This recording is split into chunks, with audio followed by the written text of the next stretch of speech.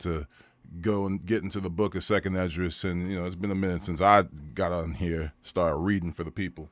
So that's what we're gonna do today. We're gonna be reading out of the book of Second Esdras, and we're just gonna go as far as we can. Give our commentary from Abba himself. I've already prayed to make sure that whatever comes out of my mouth is not coming from my vain opinion. So if it is and it's contradicting scripture, my apologies. I beg forgiveness on that. But all with the time that we have left, we need to double and triple down on this. I've noticed myself that I've been slacking in certain areas, and we can't have that. Like, there's not much time left. We need to really dive into this. Shabbat Shalom, family, to everybody coming in. But enough of me rambling on about other things. Let's get into this book. I'm reading from the book of Second Esdras, starting from chapter 1.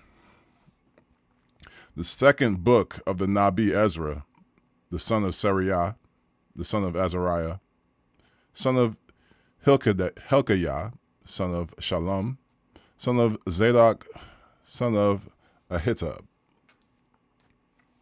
son of Ahiah,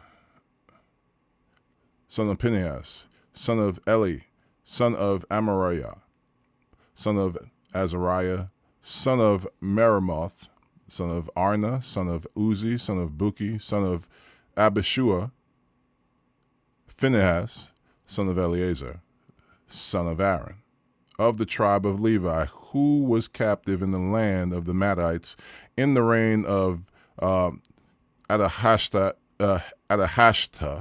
which is Artaxerxes, sovereign of Paras. The word of Yah came to me, saying, Go your way and show my people their sinful deeds, and their children their wickedness, which they have done against me, that they may tell their children's children, because the sins of their fathers are increased in them. For they have forgotten me, and have offered to foreign mighty ones.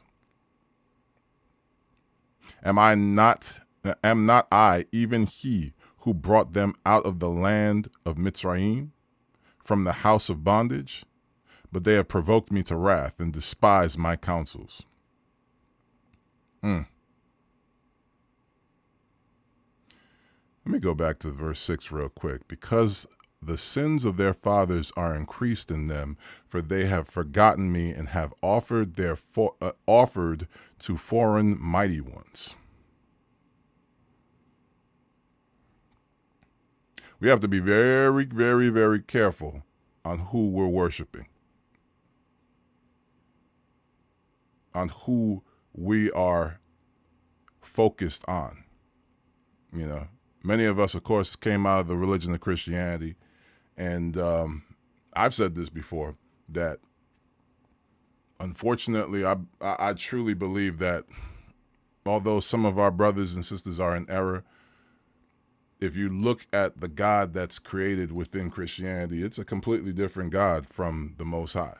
You talk about this Trinity, and it's like, no, that's not the Most High. The Most High made it abundantly clear who he is. His Son made it abundantly clear who he is, but yet y'all are worshiping something else.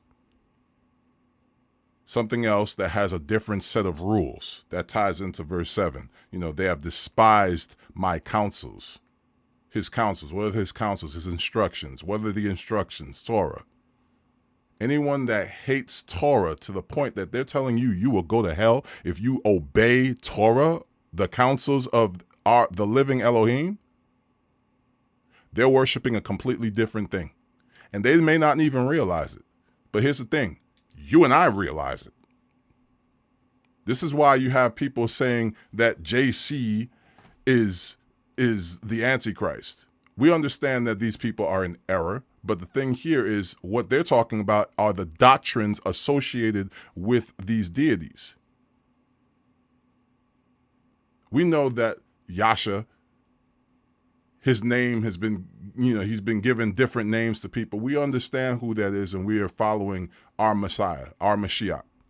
But the fact of the matter is, we cannot turn a blind eye from the fact that these people have different doctrines, and that doctrine is essentially making who should be our Savior their Elohim. Turning things upside down. But I'm not going to get stuck on this one point. Let's keep going. Pull off the hair from your head and throw all evil upon them, for they have not been obedient to my what right there, right? You see it boils down to the law. You know what? I didn't even finish the verse. Let me finish the verse so that y'all aren't looking at me like, what? I'm sorry. I can see I'm going to get amped during this one. Verse 8, pull off the hair from your head and throw all evil upon them, for they have not been obedient to my law, but are a rebellious people. Now you know what I was all amped about. The law. It goes back to the law. We have grace in Christ, of course. Grace for when you mess up with the law. That's what this whole thing is about. It's not choose either the law or choose Christ. It's both. Why don't you understand this, Christians? The whole reason that you have grace from what? Mercy from what? Transgressing the law. Which means don't transgress the law. Bruh. Come on now. But I get it. Some people, again, who do you love? Do you love Abba? If so, what are you going to do? Keep his commandments. Let's keep going. Verse 9, how long shall I endure them to whom I have done so much good? Come on, man. The fact that you woke up today, so much good. The fact that you're breathing right now, so much good. How many hundreds, thousands of sins have we committed and we are still breathing? So much good. In the day that you shall eat of the fruit, you shall surely die. He lived to 930 years. So much good. Come on, man. We can't just obey him. Just obey him. His law ain't grievous. Nobody can keep the law. You can't keep the law. Don't put that on me. What's wrong with you? Talking about some nobody can't keep the law. You better talk about yourself. How many people in the scriptures kept the law? Was Israel constantly sinning? Or did they go years, generations without sin because they kept the law?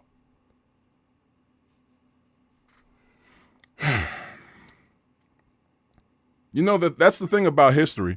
They're not going to tell you about the boring parts where everyone was keeping the law and everything was peaceful. Why? Because there's nothing to write about. Everything is going well. What are we going to write about? How great everything is? No, everything is prosperous. You know what happens in scripture when they write about certain things? They couldn't keep the law. Right now, yeah, because this is an event where they're not keeping the law. Let's write about it and show the people in the future, this is what happens when you don't keep the law. Avoid this. That's what it's for. The sections where they're not talking about nothing, as far as, you know, there's no section where they're going to sit here and say, oh, well, they kept the law. Nothing eventful happened. We were blessed. Why? Because we kept the law. And that's about it. That's in there. Peep the end of Joshua. Anyway, let's keep going. Verse 10. I have destroyed many sovereigns for their sakes. I know that's right.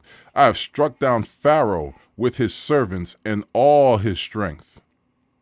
I have destroyed all the nations before them, and in the east I have scattered the people of 2 provinces even of Zor and Zidon, and have slain all their enemies. Therefore you speak to them, saying, Thus says Yah, I led you through the sea, and from the beginning gave you a wide and safe passage.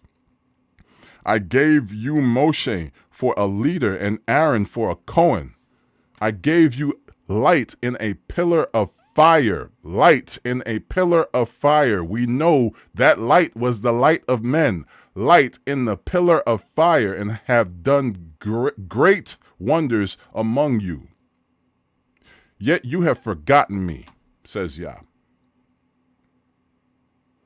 Thus says Yah the Almighty, the quails were given as a sign to you. I gave you booths for your safety. Still you grumbled there. Hey, Yasharala, this second time around, in this second this regathering, if you grumbling, if you hungry and you focused on that hunger and or thirsty and focused on that thirsty and you start complaining, you stay away from me. I ain't trying to be around you, Korah. You start with that grumbling, you watch how quick I pick up my tent and move somewhere else. Look. Tell them, Ak. Tell them, Ak. They're going to be wondering why Jay Well over there wilding out? Oh, man, it's looking bad, too, because he know Kung Fu. Yeah, exactly. Because I see y'all grumbling, and I'm going to put hands on you because I'm not going back into this foolishness again because of you. You better check yourself. Hey, all my brothers in the chat that on it like that, go on, throw that one in there. Let somebody start grumbling against Abba during the regathering. Come on now. These people crazy. We done dealt with too much. We done dealt with too much. Nope. Y'all wildin'. Y'all want to grumble. All right. Let's go. Verse 16, and did not overcome in my name for destruction of your enemies, but even to this day you still grumble. Ain't that the truth? Where is the good that I have done for you? When you were hungry and thirsty in the wilderness, did you not cry out to me, saying, why have you brought us into this wilderness to kill us? I would have been better for us. It would have been better for us to have served the Mitzrites than to die in this wilderness.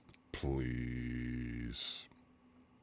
You know there's some people right now that's thinking like that. You know there's some people right now thinking like that. Trying to fit their way into this spiritual Mitzrayim. This current system that we're in. They're going to be the first people led away by this beast system that show up. You watch. Verse 19. Then I took pity on your groaning and gave you manna to eat. So you ate bread of messengers. That's the bread of messengers. Come on now. The bread of messengers. Aren't we supposed to be messengers to the world? Types and shadows. Verse 20. When you were thirsty, did I not split the rock and waters flowed out to your fill?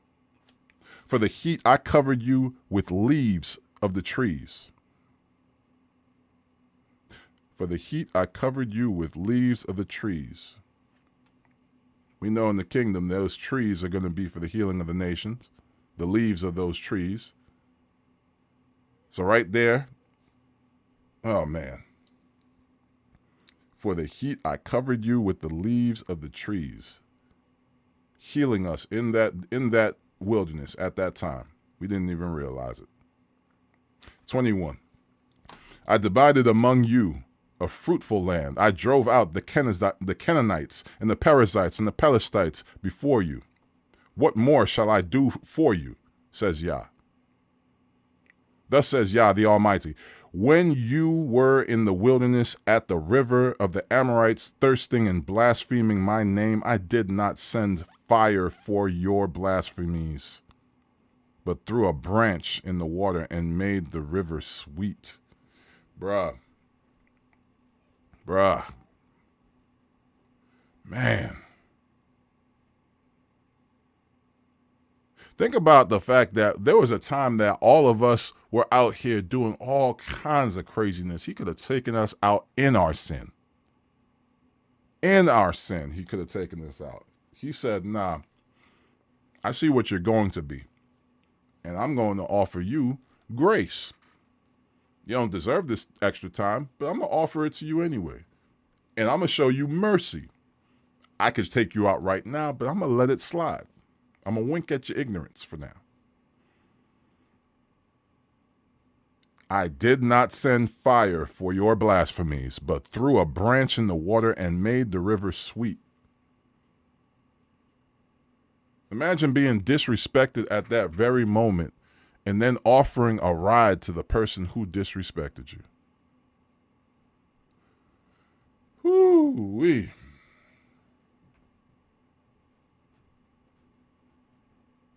Man, that took me back to a moment in college. I didn't even realize what I was doing.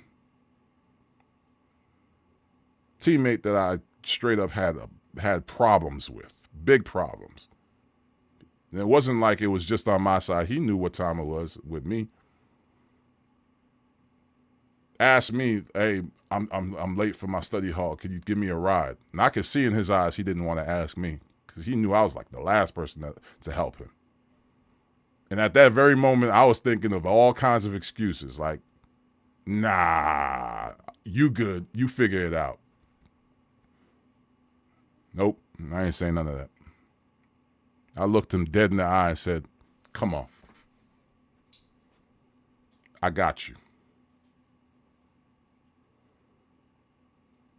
That's crazy.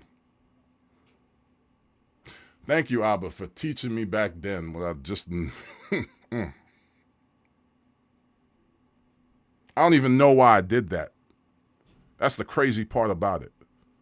I have no clue why I did that. It's not like he and I became friends after that.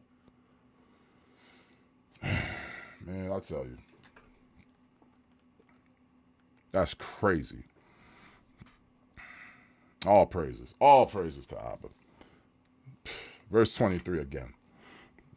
I did not send fire for your blasphemies, but threw a branch in the water and made the river sweet. What shall I do unto you, O Jacob? You, Yehuda, would not obey me. I shall turn myself to other nations, and to them I shall give my name, and they may guard my laws. Didn't he say, I will make you jealous with a foolish nation, with a people that are not a people? Continuing on, verse 25. Seeing you have forsaken me, I shall also forsake you. When you desire for me to show favor to you, I shall show no kindness to you. Whenever you call upon me, I do not hear you. For you have defiled your hands with blood, and your feet are swift to commit unaliving. It is not as though you have forsaken me, but your own selves, says Yah. Thus says Yah the Almighty, have I not treated you as a father his sons, as a mother her daughters, and a nurse her young infants? But you would be my people, that you would be my people, and I should be your Elohim, that you would be my children, and I should be your father? I gathered you together as a hen gathers her chickens under her wings. But now, what shall I do to you? I shall throw you out from my presence. Did not Mashiach say the very same thing? Somehow they threw out this book, though, talking about, oh, that's the Apocrypha. It's heresy. Really? Really? Anyway,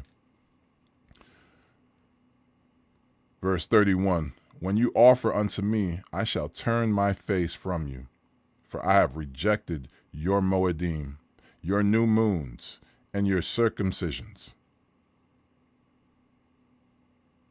He said yours.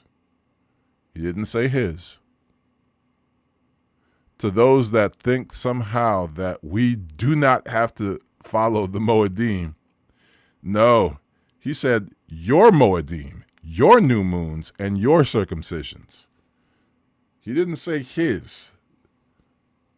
Verse 31, because remember, let's go to it real quick. Let me pull up my e-sword and reference that. Shoot, we're going to be doing a little study here, for real. Where is that? Leviticus 23, verse 2, speak unto the children of Yasharal and say unto them concerning the feasts of Yah, which ye shall proclaim to be holy convocation. Even these are my feasts. So he said these are his feasts. So what's he talking about here 31 in verse 31? I shall turn my face from you, for I have rejected your Moedim, your new moons, and your circumcisions. That means that you don't have a heart for him. So whatever it is that you doing over there, thinking that you in alignment with the Most High on this special day, nah, your heart's all jacked up.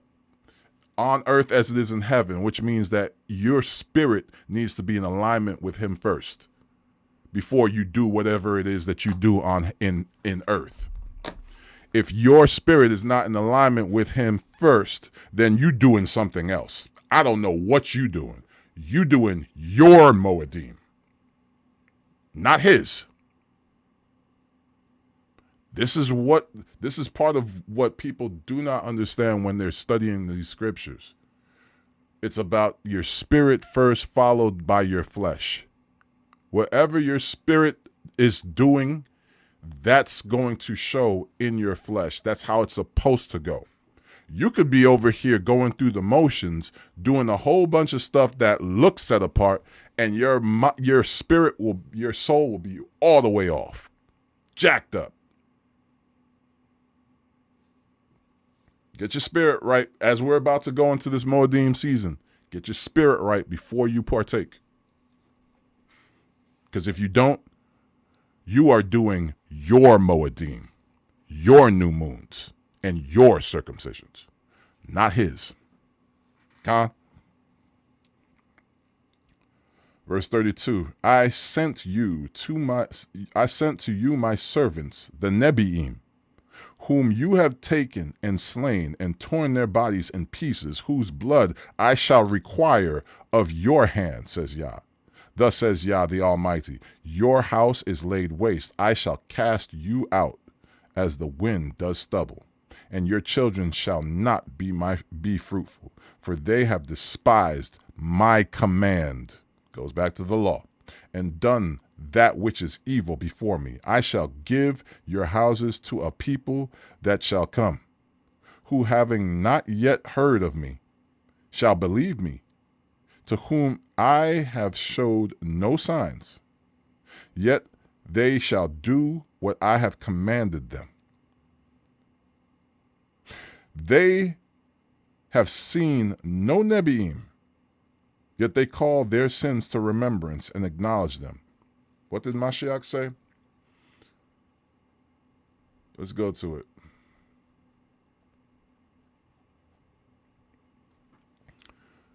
Thomas, because you have seen me, thou hast believed?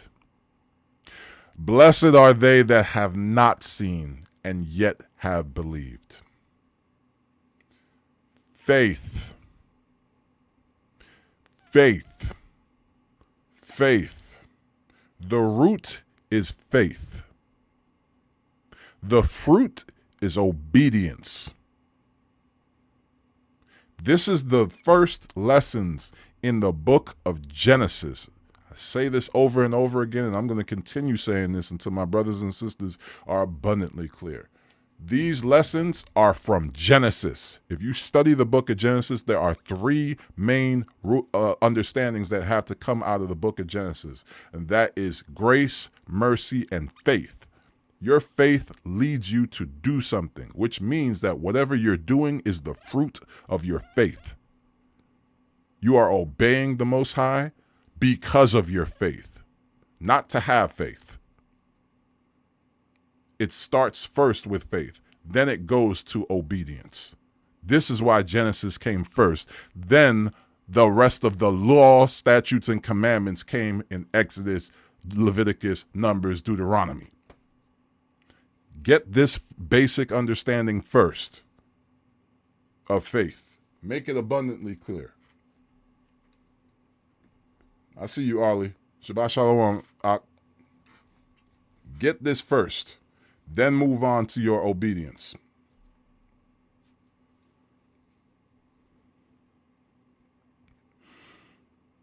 Verse 36, they have seen no Nebi'im, yet they call their sins to remembrance and acknowledge them. I call to witness the favor of the people to come, whose little ones rejoice in gladness. And though they have not seen me with bodily eyes, yet in spirit they believe the word that I say. Is this not us right now? Is this not us right now? It's few and far between where we see these signs. But we have faith. I was just saying yesterday, look, whether I am whether I'm an Israelite or not is irrelevant, because I'm trying to get into the kingdom. I have faith that I'm an Israelite, yes. But if I'm wrong, it ain't going to make a difference, because I'm still obeying these law, statutes, and commandments. I still have faith in Mashiach. I'm still walking in love either way. One way I might just have a little bit more on the back end. Don't matter, because we're all going to be serving in the kingdom. I mean, what are we focused on right now? Are we focused on, hey, I'm the bloodline. Hey, I'm cleaving. Hey, I'm trying to get into the kingdom. Okay? Get me into that kingdom, and then I'll find out where I'm at on the hierarchy. And wherever I am on the hierarchy, all praises, because you know what? I'll be on the hierarchy. Everybody else will be in Sheol. Priorities, y'all. Priorities. Let's get our priorities straight. Priority is getting to the kingdom, not know that I'm an Israelite. All right? If you know, all praises. If you know and you cleaving, all praises. But let's get into the kingdom. Let's do that.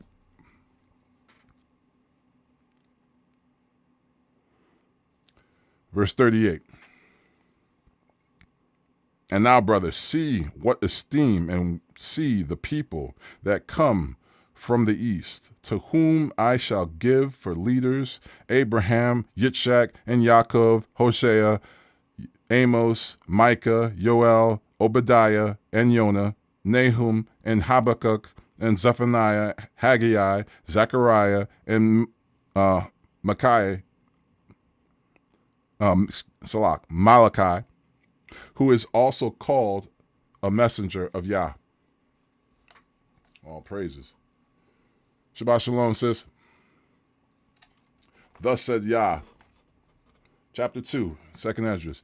Thus says Yah, I brought this people out of bondage, and I gave them my commands by my servants, the Nebi, whom they would not hear, but despise my counsels. The mother that bore them says to them, go your way, you children, for I am a widow and forsaken. I brought you up with gladness, but with sorrow and heaviness I have lost you. For you have sinned before Yah, your Elohim, and done that which is evil before him. But what shall I do now for you? I am a widow and forsaken. Go your way, O my children, and ask kindness from Yah. As for me, O Father, I call upon you for a witness over the mother of these children, who would not guard my covenant, that you bring them to confusion and their mother to ruin, that there may be no offspring from them.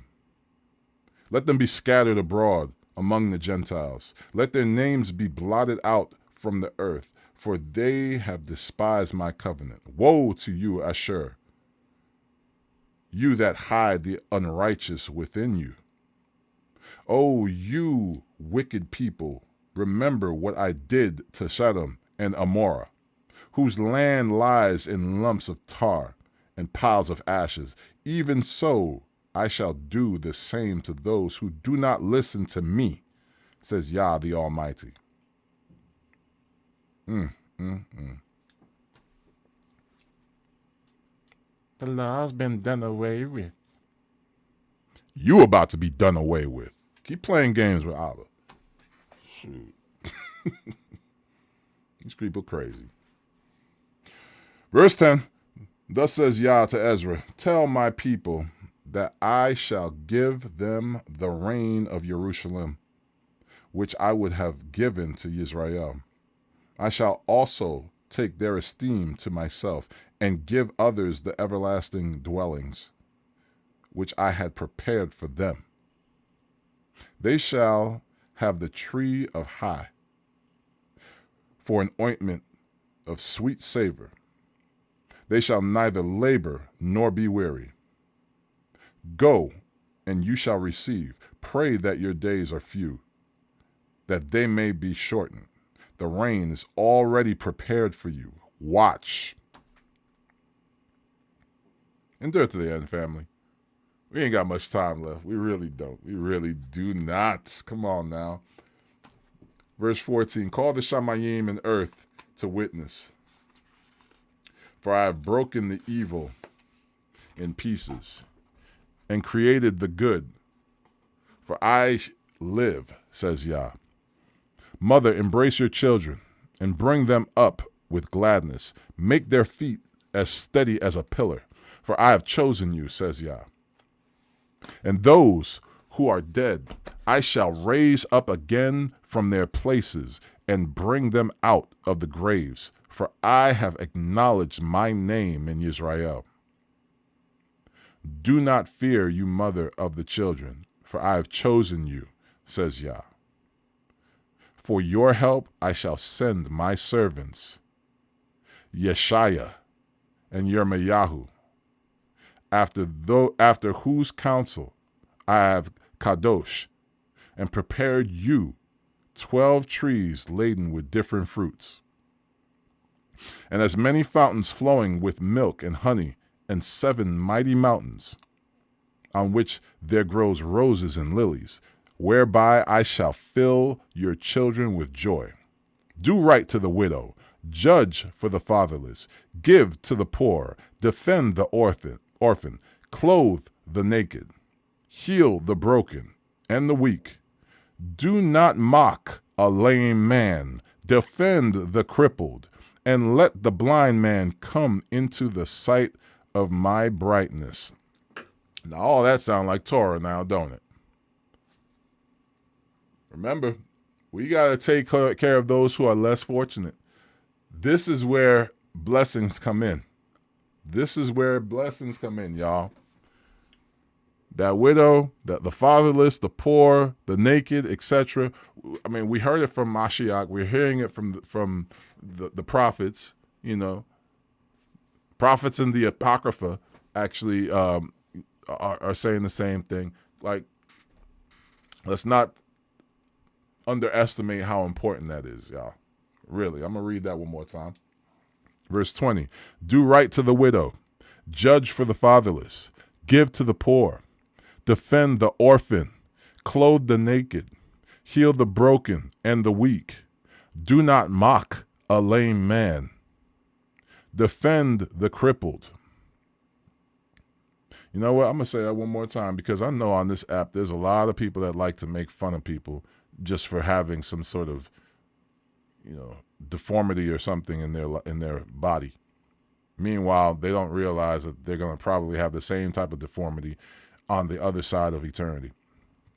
Do not mock a lame man. Defend the crippled.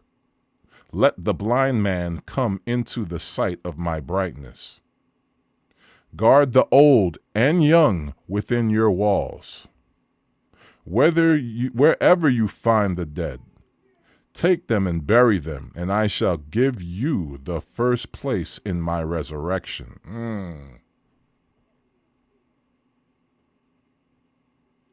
You're looking out for people. You are looking out for people. You're doing above and beyond what you should be doing. It ain't my job to do X, Y, and Z. Well, maybe you should make it your job, because if you make it your job, perhaps you'll get paid for it. Ooh. Now, that's a thought now, isn't it? It's not my job. Make it your job and you'll get paid for it. Who do you think is going to give you that payment? You ain't going to get that payment here on earth. Not in this earth, at least. Not in this world, should I say. I'll say it like that. Don't you think the Most High put that job out there, knowing that you would walk by and see it? Somebody else is saying it ain't my job. Well, the Most High put it there, and he's saying, all right, you going to see it and take on that job? Because if you do, I will pay you well for it. Keep it in mind. All praises. All praises. Hey, and taking care of the young, we just read it, Ak. We just read it, Ak. You keep stay blessed and you keep doing that. Yes, sir. Salute.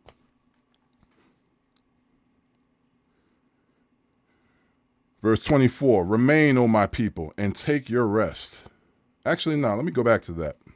Verse 23, wherever you find the dead, take them and bury them, and I shall give you the first place in my resurrection. Now that's a great, that by itself is great. Beautiful. Verse 24, remain, O my people, and take your rest, for your rest is still to come. Nourish your children, O you good nurse, establish their feet. As for the servants whom I have given you, not one of them shall perish, for I shall require them from among your number. Do not be weary, for when the day of trouble and heaviness comes, others shall weep and be sorrowful, but you shall be joyful and have abundance. We could see it. We could see bits of that right now. We could see bits of that right now for the simple fact that as craziness starts to go on in this world, those who are aligned with the Most High aren't focused on none of that. Like, they got all kinds of stuff happening, and it's like, look, we over here in Goshen. I don't know what y'all dealing with, but we in Goshen. We diving into this book. We diving into our responsibilities. We're trying to do things right. And, even when things come our way that actually do push our hand, force our hand, impact our bodies, we're still in Goshen. That spirit of Goshen is still upon us because we know where our strength comes from. That's of the utmost importance as we continue, because things are going to ramp up and we will be impacted. However, stay in Goshen. Stay in Goshen.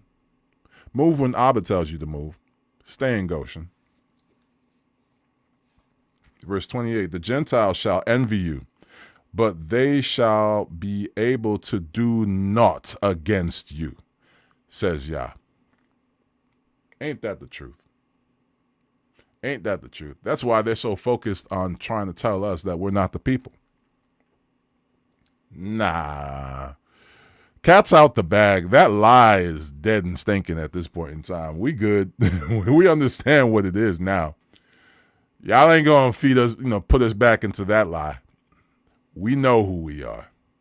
We are very much aware of who we are, and we understand the importance of us obeying the Most High. It's not something that we're taking lightly. No, we're taking it very seriously. That's why things are starting to speed up on your side. That's why you're starting to see all kinds of stuff that's scaring you. Because TikTok. Times are wasting. Again, 28, the Gentiles shall envy you, but they shall be able to do naught against you, says Yah. We in Goshen.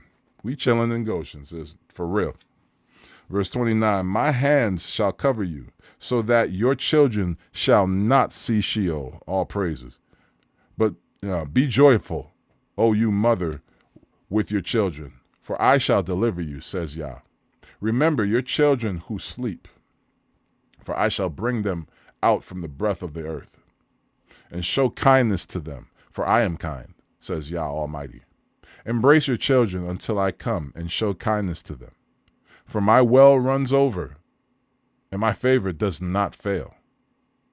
All praise. Beautiful. I, Ezra, received a command from Yah on Mount Horeb, that I should go to Israel, but when I came to them, they disregarded and despised the command of Yah. Family, keep that in mind. It's going to happen. Everybody ain't going to accept you. We see it on these lives all the time. People that reject the truth, which is why it's so important for us to present the truth in the most palatable and truthful way possible. We want to make sure that we don't get in the way of the message. This is why it's so important for us to, show the fruit of the Spirit as we're providing this truth. Because it's a bitter pill to swallow. And the last thing we need is for our own indiscretions to get in the way of this truth coming out. We want to be in alignment with the Most High and speaking on this truth in the best possible way. We don't want to get in the way of this. Let's continue. Let me reread that. Verse 33, I, Ezra, received a command from Yah on Mount Horeb that I should go to Israel, but when I came to them, they disregarded and despised the command of Yah. And therefore I say unto you, O you Gentiles that hear and understand, look for your shepherd. He shall give you everlasting rest. For he is near at hand, who shall come at the end of the world. Be ready for the reward of the rain. For the everlasting light shall shine upon you forever. Flee the shadow of this world. Receive the joy of your esteem. I witness of my Savior openly. Oh, receive the gift that is given you and be glad, giving thanks to He who has led you to the reign of the Shamayim. Oh, praises. Yeah, that's something we need to be thankful for every single day. Every single day. Shabbat Shalom, family. Blessings to you all coming in. We need to be thankful every day and recognizing that, this is a gift. We're not owed this. We are not owed this. Think about how many people were alive during the time of Abraham. He revealed himself to Abraham and said, follow me. And Abraham had the faith to follow him. That faith led to the obedience. All of this ties in. Faith precedes obedience. Make sure your faith is preceding obedience.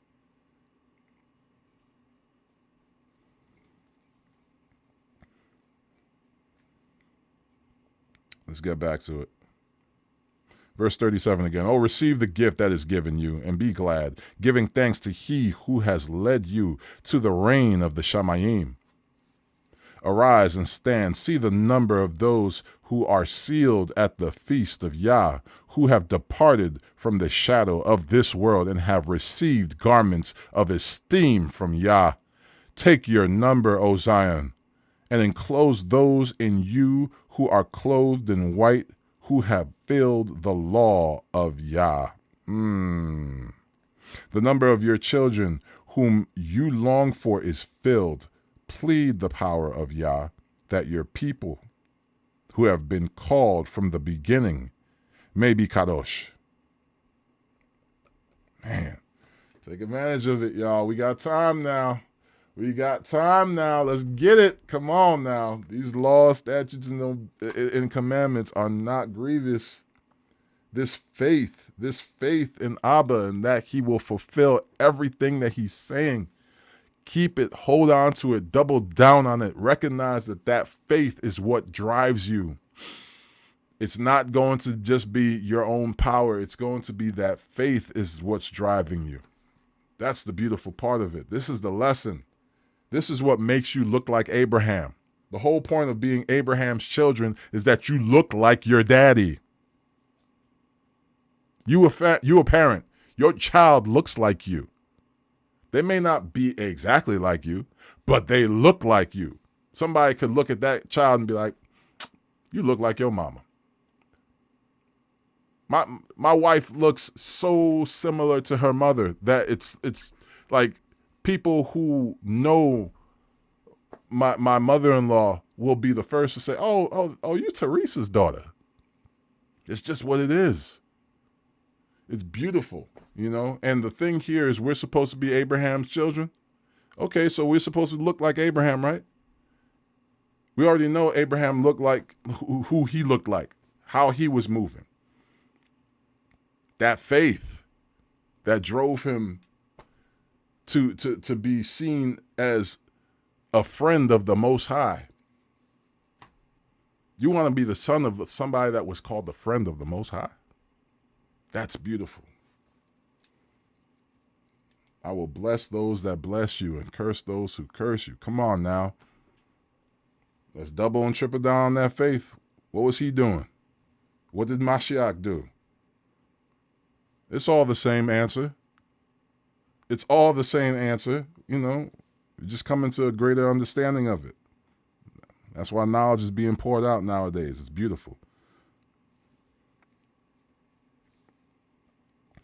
Verse 42, I, Ezra, saw upon Mount Zion a great people whom I could not number, and they all praised Yah with songs. And in the midst of them, there was a young man, of tall stature, taller than all the rest.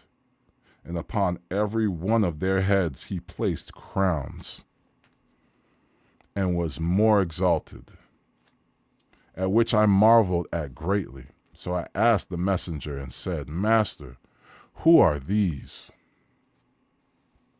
He answered and said to me, These are those who have put off the mortal garments and put on the immortal, and have confessed the name of Elohim.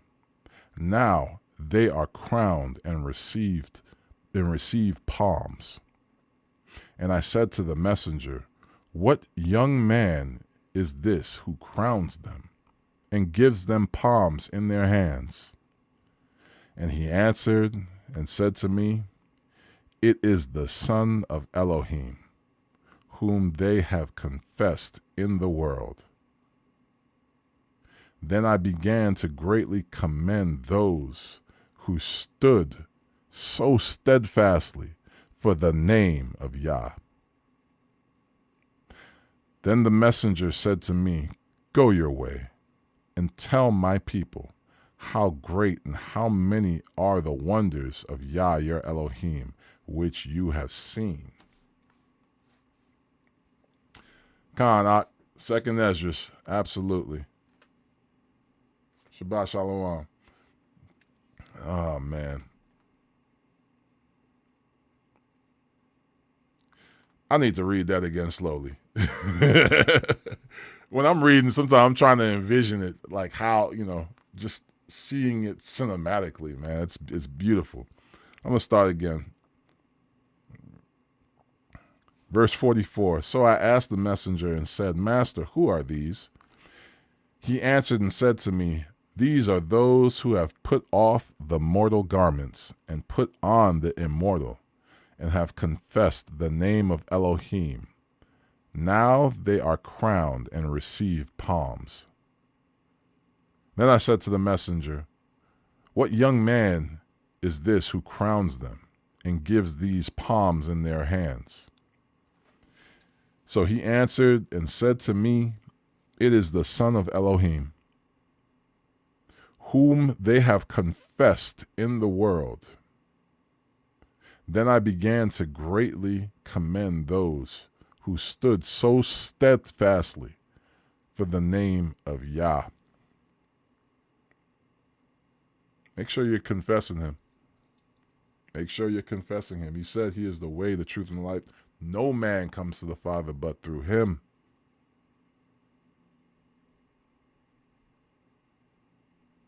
It's the same thing, though. That faith that he is our atoning sacrifice, that faith that leads us to obedience, which is confessing his name and walking in his path. Which path? The laws, statutes, and commandments. It is a dual thing.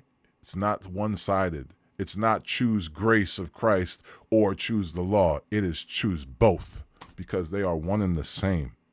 They are in alignment with one another. They are not two separate paths. They are one path. The root leads to the fruit. Bars.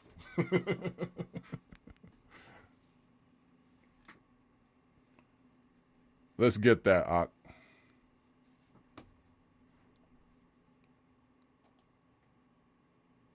First Chronicles, chapter 29, verse 18 through 20. O Lord God of Abraham, Isaac, and of Israel, our fathers, keep this forever in the imagination of the thoughts of the heart of thy people, and prepare their heart unto thee, and give unto Solomon my son a perfect heart, to keep thy commandments, thy testimonies, and thy statutes, and to do all these things, and to build the palace for the which I have made provision. And David said to all the congregation, Salah, give me 1 second. TikTok got me playing puzzles. All right. There we go. We're done with that. And David said to all the congregation, Bless the Lord your God. And all the congregation blessed the Lord God of their fathers, and bowed down their heads and worshiped the Lord and the king.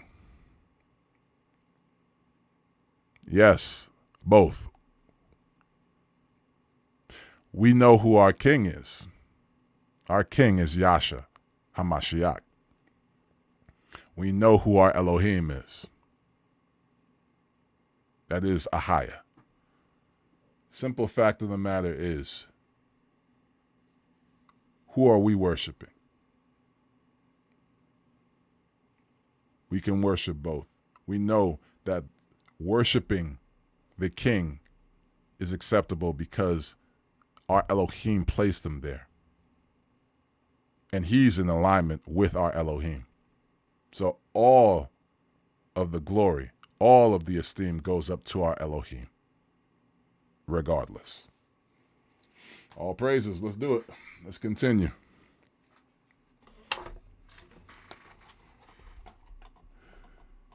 And sometimes when you have a new book, a relatively new book, pages stick. They're too stiff. That's all right. Let's keep going. Chapter 3. In the 30th year after the ruin of the city, I was in Babel, and lay troubled upon my bed, and my thoughts overwhelmed my heart. For I saw the desolation of Zion, and the wealth of those who dwelt in Babel. Keep that in mind. I saw the desolation of Zion and the wealth of those who dwelt in Babel. Look at that now from a modern perspective. I see the desolation of, insert the city that you can think of, and the wealth of those in power right now. And my spirit was greatly moved, so I began to speak words full of reverence to the Most High and said, O Yah, who reigns, you spoke in the beginning when you established the earth, and by you alone, and commanded the dust, and gave a body to Adam without being, which was the workmanship of your hands, and breathed into him the breath of life, and he was made living before you, and you led him into paradise, which your right hand had planted before the earth ever appeared. And you gave a command to him to love your way, which he transgressed, and immediately you appointed death to him, and in his generations, from whom came nations, tribes, people, and clans without number. And all people walked after their own desire and acted arrogantly before you, and you despised your despised your commandments. And again, it came to be, you brought the flood upon those who dwelt on the earth and destroyed them. And it came to be in each of them that as death was to Adam, so was the flood to these. Nevertheless, you left one of them, namely Noah, with his household, from whom came all righteous men. And it came to be that when those who dwelt upon the earth began to multiply and brought forth many children, and were a great people, they began again to be more wicked than the first. Now when they lived so wickedly before you, you chose a man from among them whose name was Abraham. You loved him, and you showed your desire to him alone, and made an everlasting covenant with him, promising to him that you would never forsake his seed.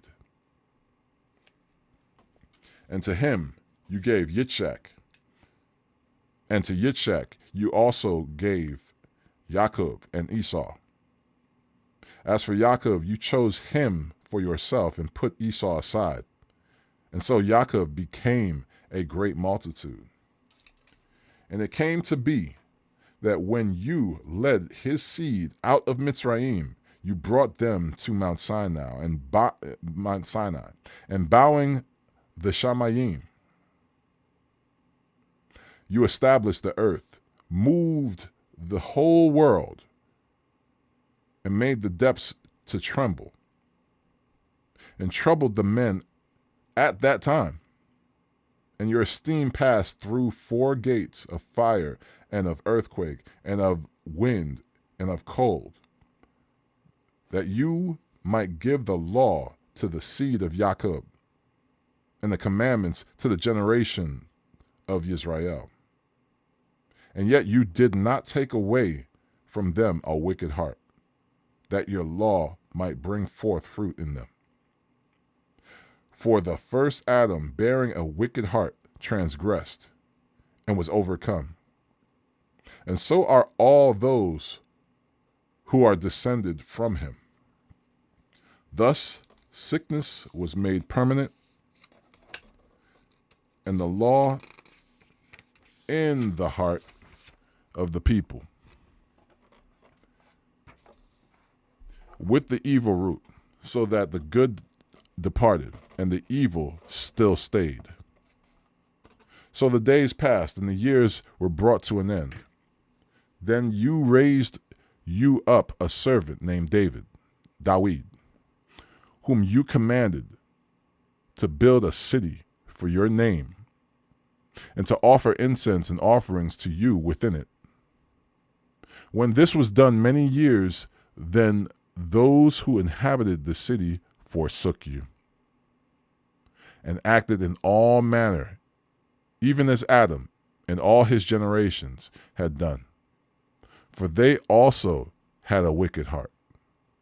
So you gave your city over into the hands of your enemies. Are their deeds then any better who inhabit Babel, that they should therefore have the reign over Zion? For when I came there and had seen unrighteousness without number, and my being saw many evildoers in these 30 years, so that my heart failed me. I have seen how you endure those sinning, and have spared evildoers, and have destroyed your people, and have preserved your enemies, and have not declared it. I do not remember how to depart from this way. Are those of Babel then better than those of Zion? Or is there any other people that knows you besides Israel? Or what generation has believed your covenants so much as Jacob? And yet their reward does not appear, and their labor has no fruit. For I have gone here and there among the Gentiles, and I see that they overflow in wealth and do not think upon your commandments. We're seeing it to this day. We are seeing it to this day. It's purposeful, but we're seeing it to this day. Let's keep going. Now, therefore, weigh our wickedness in the balance, and also theirs who dwell on the earth, and so shall your name be found nowhere but in Israel. Or when was it that those who dwell on the earth have not sinned in your sight? Or what people have so kept your commandments? You shall find that Israel by name has kept your orders, but not the Gentiles. Even in them stealing the book, they still ain't keeping those laws. That's the bugged out part. They done took the book. They got the book now, the book that we only had before, but now they're still not keeping those commandments, even with the book. Let's keep going. Chapter 4. And the messenger that was sent to me, whose name was Uriel, answered me and said, your heart has gone too far regarding this world, and do you think to understand the way of the Most High? Then I said, yes, my master. And he answered me and said, I have been sent to show you 3 ways, and to put forth 3 situations before you, of which if you declare to me one, I shall also show you the way that you desire to see, and I shall show you from where the wicked heart comes. And I said, speak on, my master. Then he said to me, go your way, weigh the weight of fire, or measure the blast of the wind, or recall the day that is past. Then I answered and said, what man is able to do this, that you should ask such matters of me? And he said to me, if I should ask you, how many dwellings are in the midst of the sea, or how many springs are in the source of the deep, or how many fountains are above the expanse, or which are the exits of Sheol, or the entrances of paradise? However, you might say to me, I never went down to the deep, neither as yet to Sheol, nor did I ever climb up into the Shamayim. Nevertheless, I have only asked you on the fire and wind, and of the day through which you have passed, and of that from which you cannot be separated, and yet you give me no answer of them. He said further to me, that which is your own, and that and what you have grown up with you cannot know. How then should your mind be able to know the way of the Most High, and the world, being now outwardly corrupted, to understand the corruption that is clearly in my sight? Then I said to him, it would be better that we were not at all than that we should still live in wickedness and to suffer and not to know why. He answered me and said, I went into a forest, into a plain, and the trees took counsel and said, come, let us go and fight against the sea, that it may depart from before us, and that we may make more for us. Salah. The floods of the sea also similarly took counsel and said, come, let us go up and subdue the forests of the plain, that there also we may make ourselves more territory. The plan of the forest was in vain, for the fire came and consumed it. Yo, that's ill. That's ill. That, that goes to tell. Look, I peeped it immediately. This goes to tell you, watch your plans. Involve the Most High in whatever plans that you have, because you're over here plotting on somebody else, and somebody that you're not even expecting is going to come and wipe you out. Which means make sure whatever plans you have in your life, involve the Most High that way and ask him to guide your paths. Okay? It always goes back to Proverbs 3, verse 5 and 6. Trust in the Lord with all your heart and lean not on your own understanding. In all thy ways acknowledge him, and he shall direct thy paths. Okay? Because if you start directing your path, your own path, you're going to do this. I'm going to do this and that and this and that. And next thing you know, you over here, having a heart attack, and all those plans that you had in your mind that you were going to do came to nothing. Huh? Scripture's funny, man.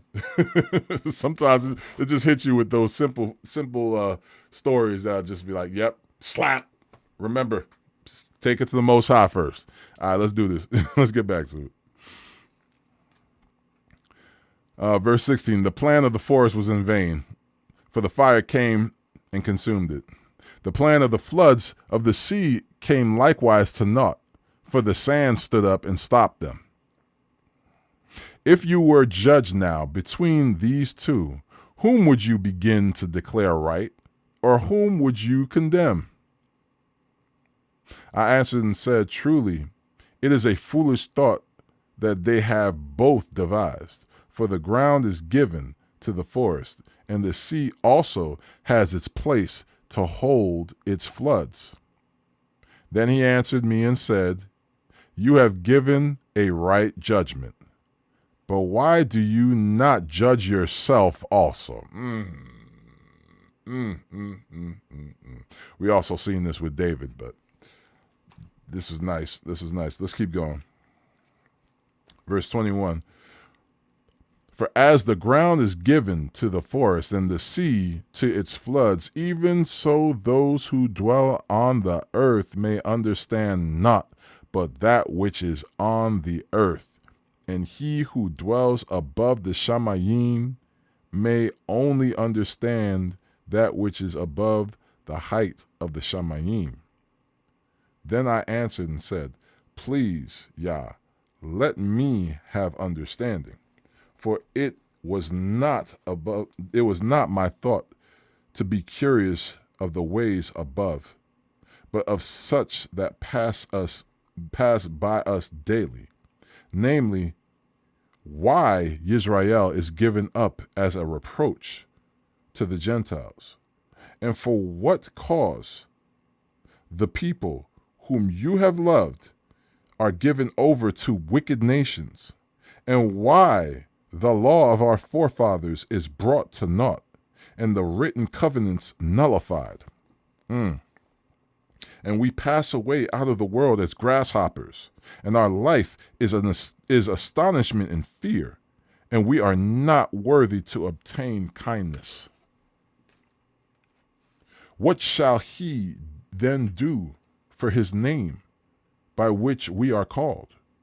Of these matters I have asked. Then he answered me and said, the more you search, the more you shall marvel, for the world hastens to pass away, and cannot understand that which is promised to the righteous in time to come. For this world is full of unrighteousness and sickness. But concerning that of which you ask me, I shall tell you. For the evil is sown, but its destruction has not yet come. If therefore that which is sown is not removed, and if the place where the evil is sown is not turned over, then it cannot become sown in good. For the grain of evil seed has been sown in the heart of Adam from the beginning. And how much wickedness has it produced to this time? And how much shall it yet bring forth until the time of threshing comes? Consider now for yourself what great fruits of wickedness the grain of evil seed has brought forth. But when the heads are cut down, which are without number, how great a floor shall they fill? Then I answered and said, how and when shall these come to pass? Why are our years few and evil? And he answered me, saying, do not hasten more than the Most High, for it is worthless for your haste to be more than his, for you have overexceeded. Did not the beings of the righteous also ask question of these in their rooms, saying, how long shall I have expectancy in this way? When does the reward of our harvest come? And to these Uriel the chief messenger answered them and said, when the number of seeds has been filled in you, for he has weighed the world in the balance. In due time, y'all. In due time. In due time. I'm just like the rest of y'all with this. I definitely feel the same way. Where it's like, look, man, we done been through so much. Even in our short lives. I mean, look, we're not even... Think about how much more, the people who lived before us, who lived through the height of chattel slavery, whether it's chattel slavery that happened here in these United States of America or, happened, from the Arab slave trade.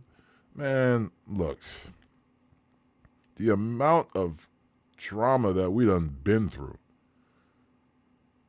I mean, even the peoples whose land were colonized, because they had their own sets of drama in itself. Chattel slavery was one thing, but having your entire land colonized and you being a secondhand citizen on your own land, that's another thing too. This is part of the reason why it says that we'll be gathered from the four corners of the earth, because it didn't just happen all in one spot. Man, the stories and the craziness that we've all been through, like I get to a point where it's like, all right, when are we done? When are we done? When is enough? Like, are we done yet? It goes right back to what Mashiach said, he that endureth to the end. Keep enduring, y'all. Let me turn this light on. Keep enduring. Have faith. Keep your faith.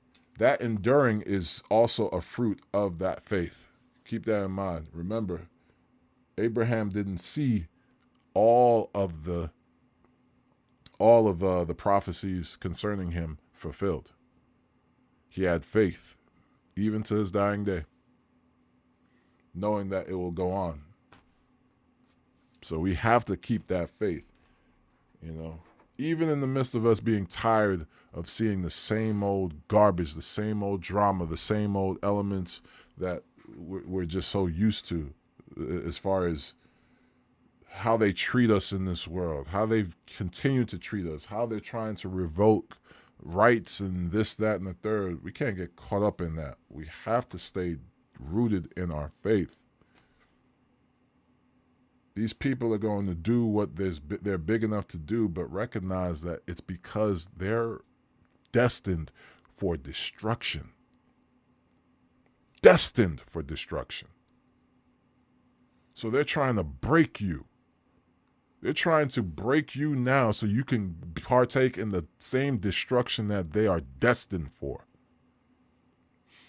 You have to endure through this. We have no other way.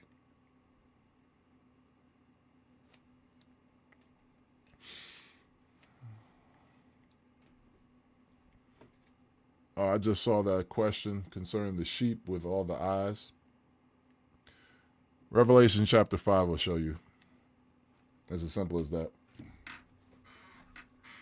You'll see that in Revelation chapter 5. You read Revelation chapter 5, read that slowly. You'll see it.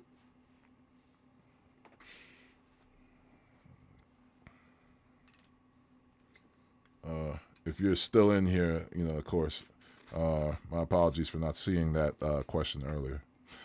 But let's keep going.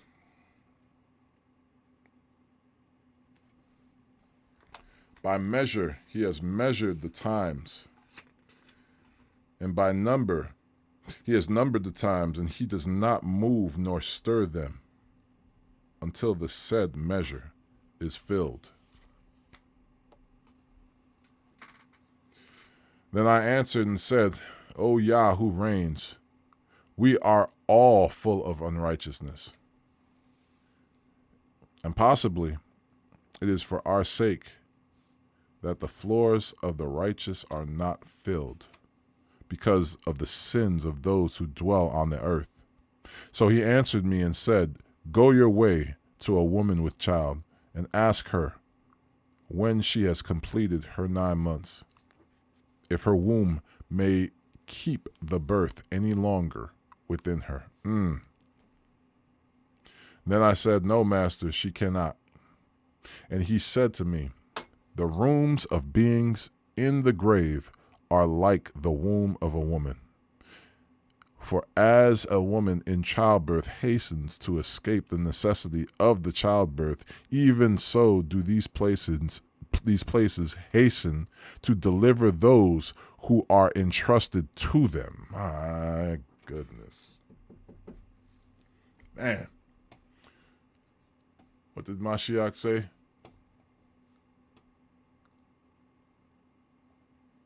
Luke chapter 21, verse 24.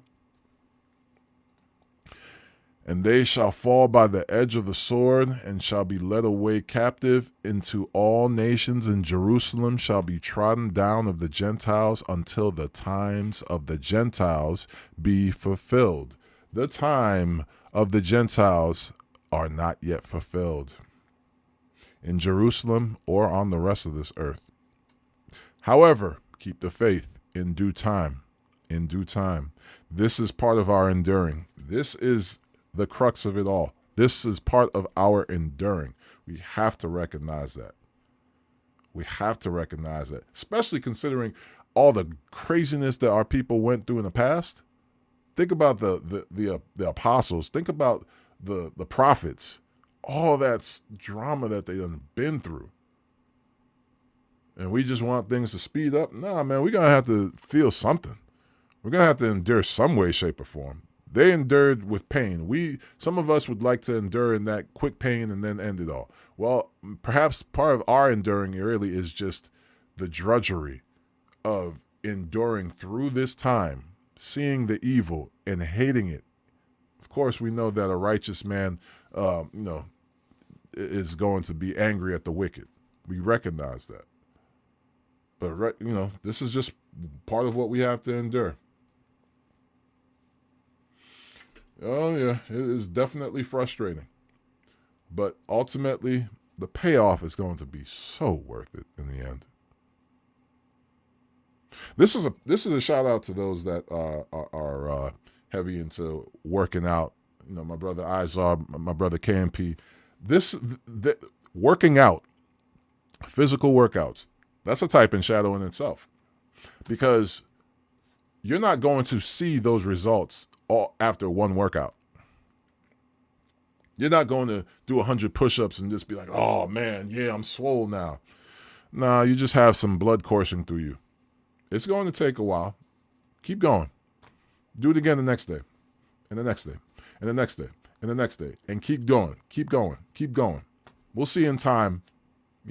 Stay consistent. Types and shadows, workouts right there, enduring to the end. And in the end, you're going to see that transformative work.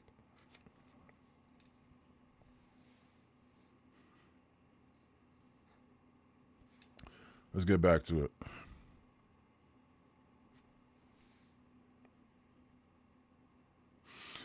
All right.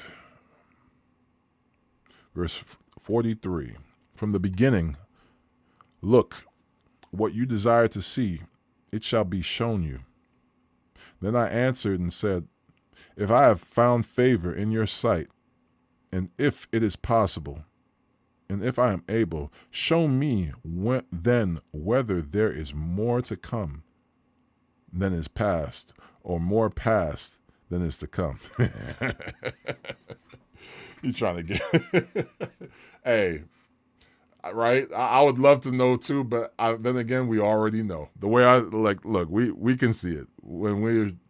This is why knowledge was poured out now in these last days. We're seeing the signs, so everyone that is very much alive now and reading these books and studying it, recognize that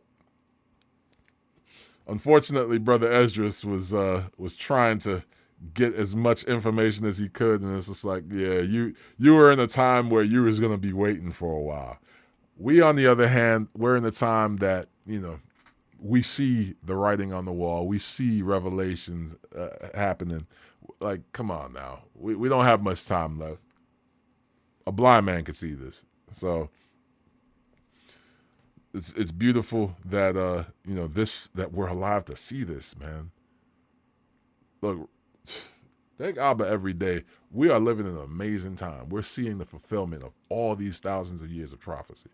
And it may very well happen. I personally believe it's going to happen within our lifetime. But if it doesn't, hey, that's just more time for the next generation to get it right too. All praises. Let's continue.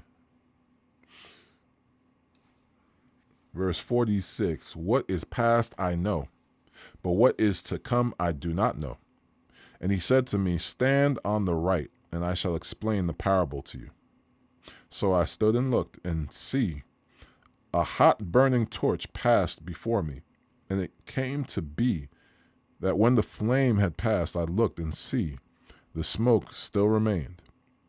After this, there passed before me a watery cloud, and sent down much rain with a storm. And when the stormy rain had passed, the drops still remained. And he said to me, consider for yourself, as the rain is more than the drops, and as the fire is greater than the smoke, so the quantity which is passed is greater. But the drops and the smoke remained. Then I prayed and said, do you think I shall live until that time, or what shall come to be in those days? He answered me and said, as for the signs of which you ask me, I may tell you of them in part, but regarding your life, I am not sent to show you, for I do not know it. Okay, let's keep going. And Shabbat Shalom, family, to everybody coming in. We see y'all. Chapter 5. But regarding the signs, see, the days shall come that those who dwell upon the earth shall be taken in a great number, and the way of truth shall be hidden, and the land shall be barren of belief. But wickedness shall be increased above that which you see, or that you have heard long ago. And the land which you now see to have a root, you shall see suddenly laid waste. Man. If this ain't talking about these times, I don't know what it is. Like, seriously. Let me reread that. Verse 1. But regarding the signs, see, the days shall come that those who dwell upon the earth shall be taken in a great number, and the way of truth shall be hidden. Narrow gate. Enter into the narrow gate. Few even find it. Few even find it. Number one religion on the planet. 2.4 billion people calling themselves Christian that all believe that they're walking a narrow way. 2.4 billion? That sounds pretty broad to me. What say ye in the chat? I'm just saying. The way of truth shall be hidden, and the land shall be barren of belief. Barren of belief. We know that's that faith. Faith causes you to do something. What does it cause you to do? To obedience. How do you know that you have that faith? Through your obedience. Man, how many people are out here obeying Abba through faith?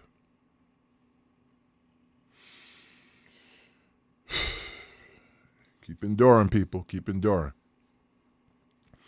Verse 2, but wickedness shall be increased above that which you now see, or that you have heard long ago.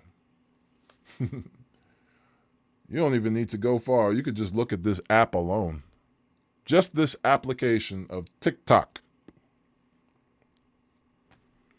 How many people are right now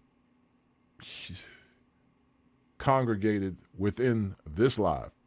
17 who wish to listen to some random brother read from a Kodesh book and talk about the Most High. Meanwhile, if you were to scroll even one scroll potentially, you could be looking at a live with thousands of people on there listening to somebody talking about nothing.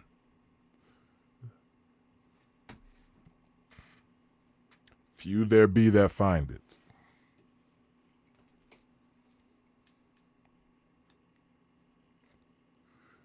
Don't tell me y'all ain't set apart. Stay blessed, y'all. Let's keep going, Yasharala. And the land which you now see to have a root, you shall see suddenly laid waste. But if the Most High grants you to live, you shall see after the third trumpet that the sun shall suddenly shine again in the night, and the third of the moon in the day. And blood shall drip from wood, and stone shall give its cry. And the people shall be troubled, and one shall rule, whom those who dwell upon the earth do not expect.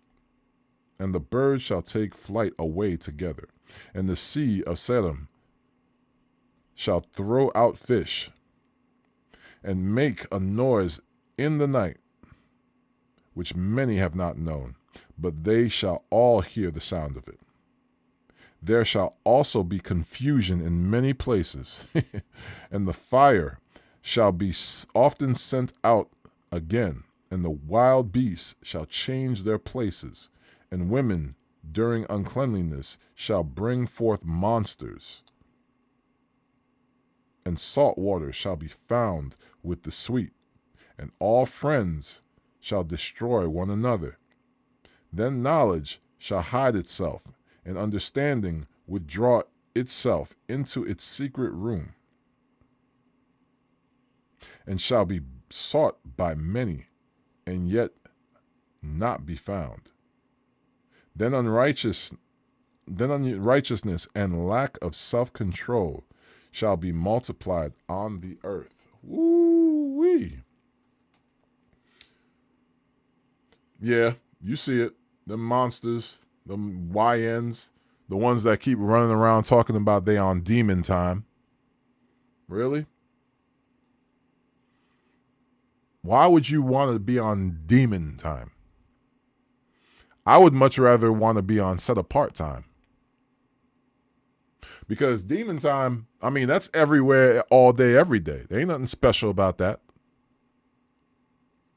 Being on set apart time. Now, if you're on set apart time and you're doing that all week, oh, yeah. Now we're talking about something. Now that's special. This world is in the hands of the wicked. This thing keeps moving. This world is given into the hands of the wicked. So their time is going to be,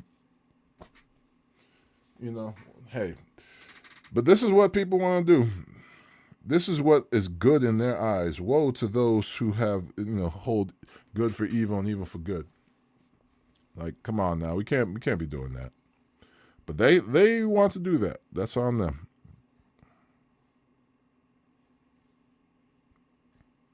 Let me get back to it.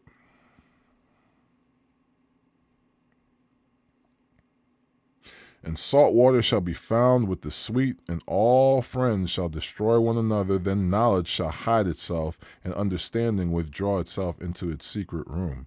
And only those who are seeking the Most High will have that, because it's not going to be as common. Think about how many people hold on to a doctrine of a Trinity. Think about how many people hold on to a doctrine of the law is done away with.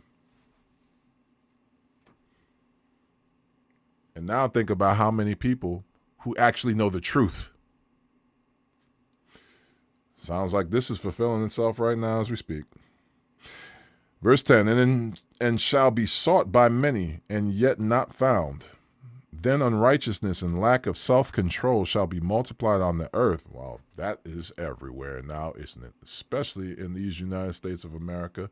How many times have you heard of random Americans?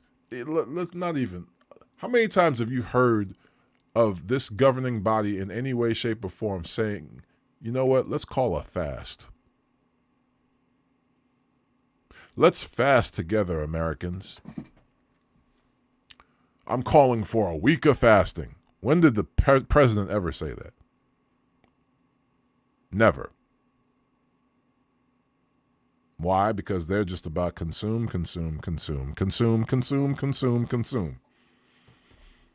Lack of self-control, multiplied in the earth. Verse 11, one land shall also ask another and say, has righteousness that makes a man righteous pass through you? And it shall say, no. At the same time, men have expectancy, but do not obtain. They shall labor, but their ways shall not prosper. To show you such signs I have permission. And if you pray again, and weep as now, and fast 7 days, you shall hear yet greater matters. Then I woke, and an extreme fear went through my body, my entire body, and my mind was so troubled, and I fainted. So the messenger that had come to talk with me held me, comforted me, and stood me up on my feet. And on the second night it came to be that Shealtiel, the leader of the people, came to me saying, where have you been, and why is your countenance so heavy? Do you not know that Israel is entrusted to you in the land of their captivity? Rise, therefore, and eat bread, and do not forsake us, as the shepherd that leaves his flock in the hands of cruel wolves. And then I said to him, Go away from me, and do not come near me. And he heard what I said and went from me. And so I fasted 7 days, mourning and weeping, as Uriel, the messenger, commanded me. Beautiful. Hold that thought real quick. It shows the importance of you. This is an example of somebody who got a commandment from the Most High and held on to it, while somebody else who had no clue whatsoever, and this person, Shealtiel, the leader of the people, you're talking about the leader of the people sitting here, coaxing you and saying, hey, come and eat with us. Now, what if Ezra decided to take on that advice and eat with them? Would he have received this continuing vision? No. So, yet again, Abba's instruction over the world's, right? This is just what it's supposed to be. Self-control.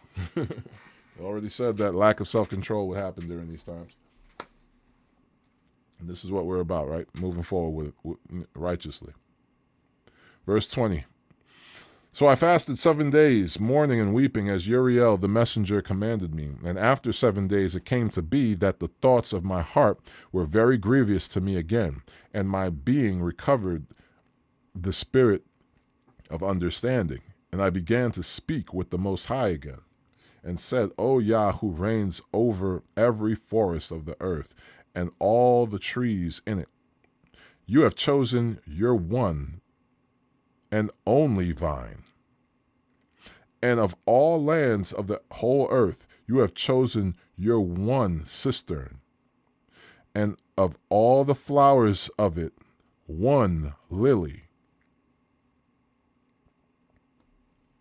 Let me bring it back a bit. Because there's people out there that think, oh, the Most High doesn't have any favorites. He's not a respecter of persons and all that. Yeah. Cool. He has favorites. You're seeing his favorites right here. Let's reread it again and continue beyond. Verse 23, O Yah, who reigns over every forest of the earth and all the trees in it, you have chosen your one and only vine. And of all the lands of the whole earth, you have chosen your one cistern. And of all the flowers of it, one lily. And of all the depths of the sea, you have filled your one river. And of all the cities built, you have kadosh Zion unto yourself. And of all the birds that are created, you have named your one dove. And of all the beasts that you have made, you have supplied your one sheep. And among all the multitudes of the people, you have chosen your one people. And unto this people whom you loved, you gave a law that is acceptable for all. So don't tell me that the Most High doesn't have favorites, because he chose that one people and he gave his law to that one people, and that law is acceptable to and for all. So when somebody who is not of that people tells you the law don't matter, or you don't have to worry about the law, they are lying to you. And they are trying to get you to transgress. Do not believe those liars. Do not believe those liars. They don't have as much to lose as you do for transgressing. They're already seen as stubble. You are his favorite. So if you start doing as the stubble does, guess how you'll be treated? Like the stubble. That's a long way to fall from being a favorite to being stubble. They don't have to fall that far. They're already stubble. You are exalted. So when you fall, you'll be destroyed. This is just what it is, y'all. It's just what it is. They don't want to admit it. They want you to be stubble just like them. Stay set apart. Once you see it, you can't unsee it. They mad that we see it now. Stay mad or repent. That's the better option. Moving on.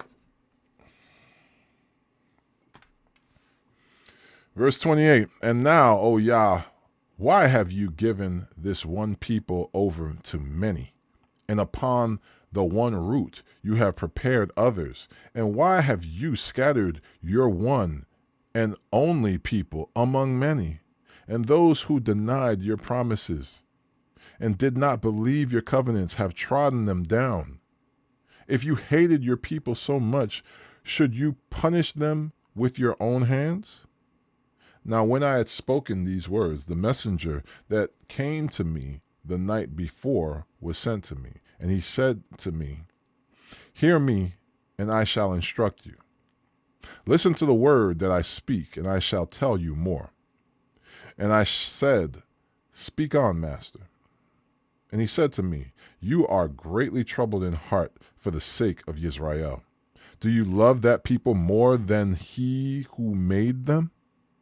And I said, no, master, but of very grief I have spoken, for my kidneys pain me every hour, while I labor to understand the way of the Most High and to seek out part of his right ruling.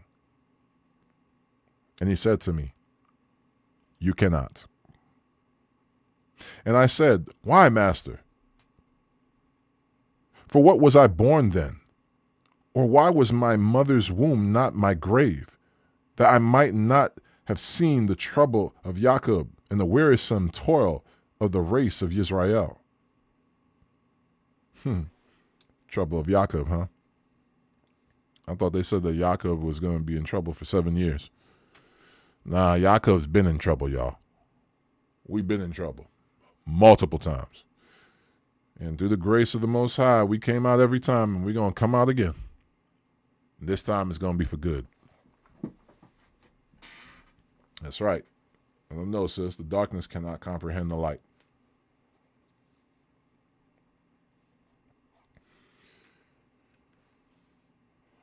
Let's get to it. Verse 36. And he said to me, number for me that which has not yet come. Gather together for me the dross that is scattered abroad. Make the flowers that were withered green again. Open for me the places that are closed, and bring forth for me the winds that in them are shut up. Show me the image of a voice. And then, ooh, there's a lot in there to speak on. Okay, I ain't gonna speak on it though. Some things, y'all just go ahead and ponder it yourselves too. Verse 37, open for me the places that are closed, and bring forth for me the winds that in them are shut up. Show me the image of a voice, and then I shall declare to you that which you labor to know. And I said, O Yah who reigns, who may know these things, but he whose dwelling is not with men. As for me, I am unwise. How may I then speak of these matters of which you ask me? Then he said to me, as you are unable to do any of these that I have spoken of, even so you cannot find out my judgment or the love in the end that I have promised to my people. And I said, see, O Yah, you are still near to those who are reserved to the end. But what shall they do who have been before me, or we who are here now, and those who shall come after us?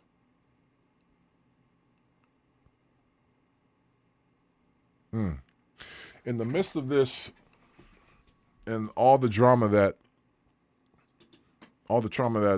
Ezra is going through, the Most High still called it out and said, as you are unable to do these that I have spoken of, even so you cannot find out my judgment, or the love in the end that I have promised to my people. We are still his people.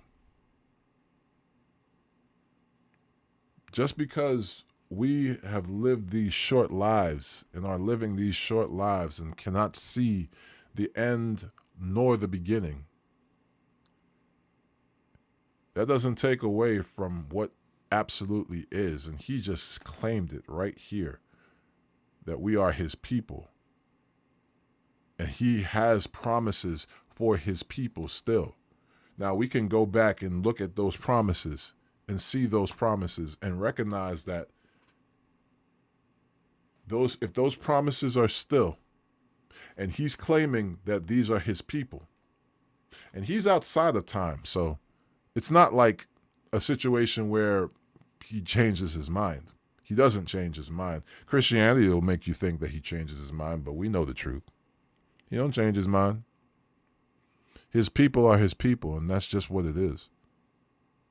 Those cleaving to his people will be his people, and that's just what it is. These promises are going to happen. That's just what it is. This is where your faith takes hold and moves forward and keeps you moving forward in that blessed assurance, in that mindset of overcoming this world, casting it off, knowing that it's not worth nothing because your eyes are going towards where we're going, not where we are. Look, keep enduring, my people. Keep enduring. This world that we can see, touch, taste, smell, experience now is nothing compared to where we're going. How do you know, Jay? Well, faith. And that faith is going to continue to lead me down that path. And I want you to join down that path. I already know my brothers and sisters in this chat are walking that path. And we're going to continue. Put a one in the chat for everybody walking that path.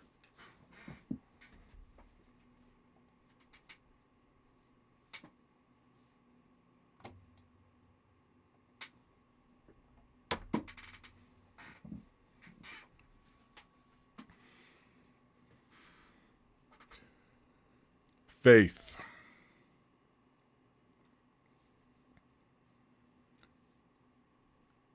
And even those that are away from their screen right now, whatever, y'all, I already know.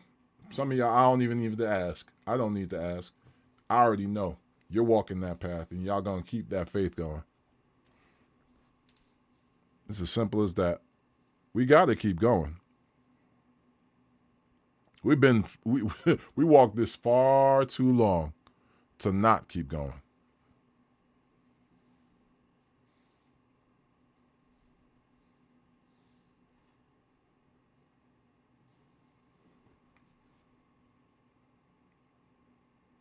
Verse 41, and I said, see, O Yah, you are still near to those who are reserved till the end. But what shall they do who have been before me, or who are here now, and those who shall come after us? And he said to me, I shall liken my judgment to a circle, as there is no slackness for the last. Even so, there is no swiftness for the first. So I answered and said, Could you not make those who have been made and are now and who are to come at once, that you might show your judgment sooner? Ezra was trying to get to the end, boy, I'll tell you. Then he answered me and said, the creature cannot hasten more than the maker. Neither could the world hold at once those who shall be created within. Yep. And I said, as you have said to your servant, that you who gives life to all have given life at once to the creatures that you have created, and the creation bore it. Even so, it might also bear those who are now present at once. And he said to me, ask the womb of a woman, and say to her, if you bring forth children, why not do them all together, but one after another? Ask her, therefore, to bring forth 10 children at once. And I said, she cannot, but must do that over a span of time. Yeah, we can see how dumb that comment was, even though we understand what Ezra was trying to do. It's like, look, we trying to expedite this and get to the end result sooner than later. But you know what? No. This is actually good for us because we're all learning at different levels of understanding and in different ways. Think about it. The Most High was much more active in some ways back then than he is now. In some ways. You know, you have people who, when you're talking about the these miracles and things of that nature, that people in this day and age that we're living in would see and be like, man, if I only saw that, I would believe. Yeah, I get that. But you know what? We have all these books with all of the information about those miracles and about all sorts of things and the greater understanding of what the Most High is giving. And with that understanding, we shouldn't need to see the miracles now, should we? Now let's look at it on the other side of it. Back then, they had all the miracles. But they might be saying, yeah, I see these miracles, but I still don't understand what his purpose is for us and why is all this happening? You know, like what does he want for us? Why do we have to still go through all this stuff? See, they have the miracles, but they don't have all the knowledge. We have the volume of the book. All of them back then didn't have all the elements put together. We have all the elements put together, but we don't have necessarily the actual miracles happening right here and now on a regular basis to just take us over the edge. Why? Because this isn't supposed to be about carnal knowledge. It's supposed to be about faith. Blessed are those who have not seen yet believe. That is faith. Now, they may have seen some miracles, but the question is, did they have faith in the direction in which the Most High was sending them? It's faith on both sides, whether you're given something that's more knowledge heavy or if you're given something that's more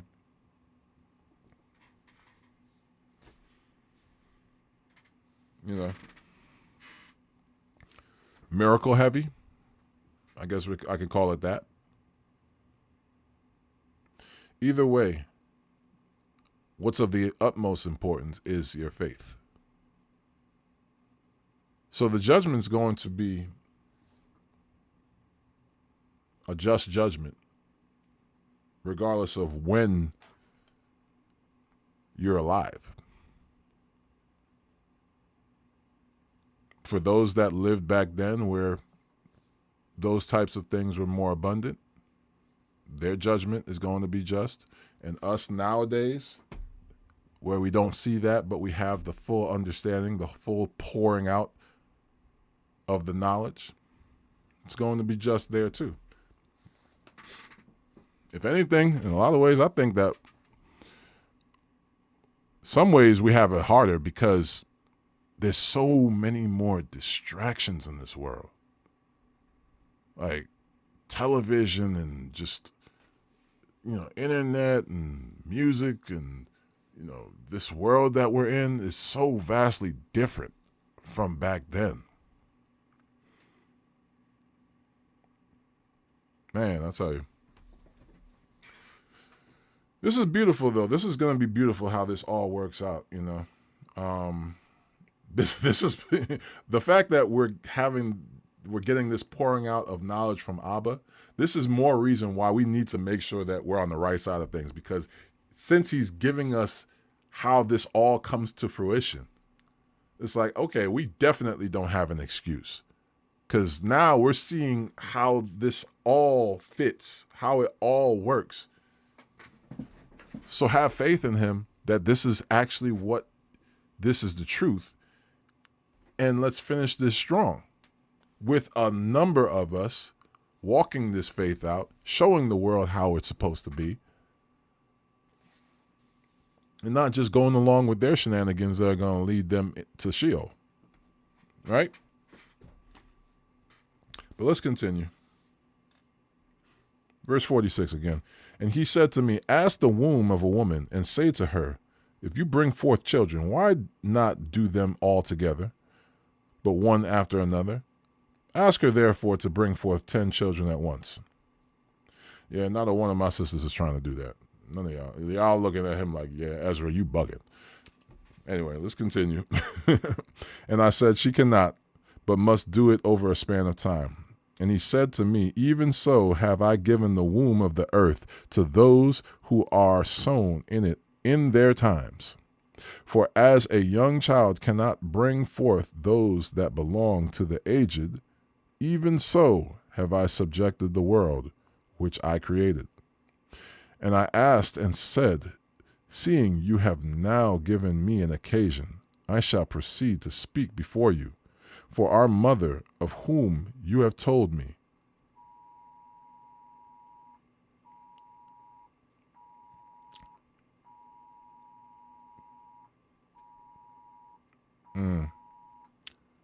Oh my goodness. I just saw a message pop up, child abduction here in the Maryland area. It's one of those Amber Alerts.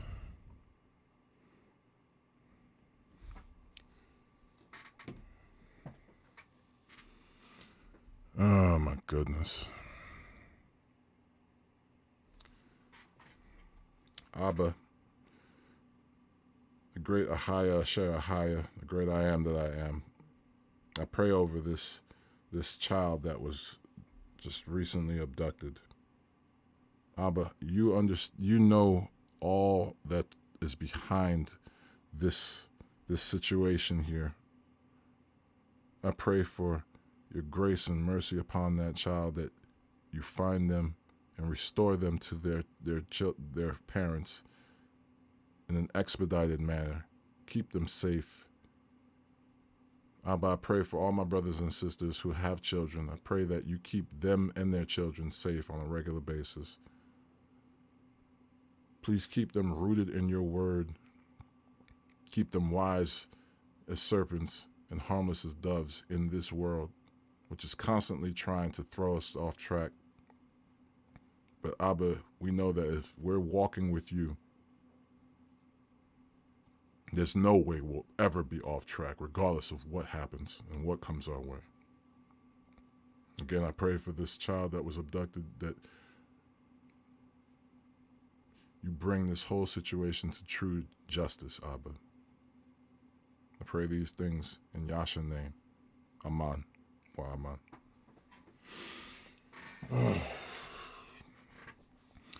Yeah, family. When I see something like that, it's just, I hate the fact that we gotta take care of our people, y'all. We gotta take care of our people, you know. But, yep, that's what happened. You just saw that live. That I just got that Amber Alert. But I know Abba's going to take care of it all. He always does. He always does. All right. Let's continue.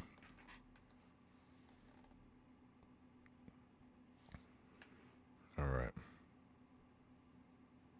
Verse 49. For as a young child cannot bring forth those that belong to the aged, even so I have subjected the world which I created. And I asked and said, seeing you have now given me an occasion, I shall proceed to speak before you. For our mother, of whom you have told me, she is young, now draws near to age. He answered me and said, ask a woman that bears children, and she shall tell you. Say to her, why are those whom you have now brought forth like those who were before, but smaller in size?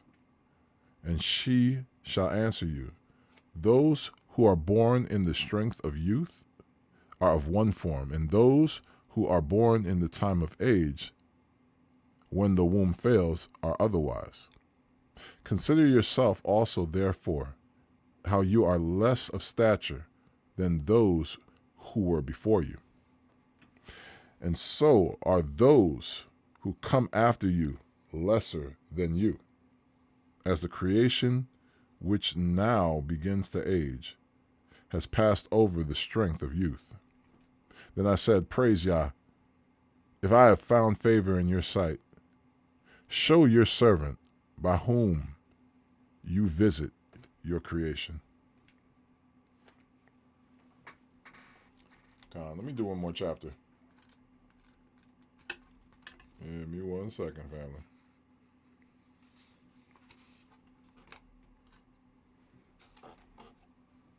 Chapter 6, 2nd Esdras, chapter 6, y'all.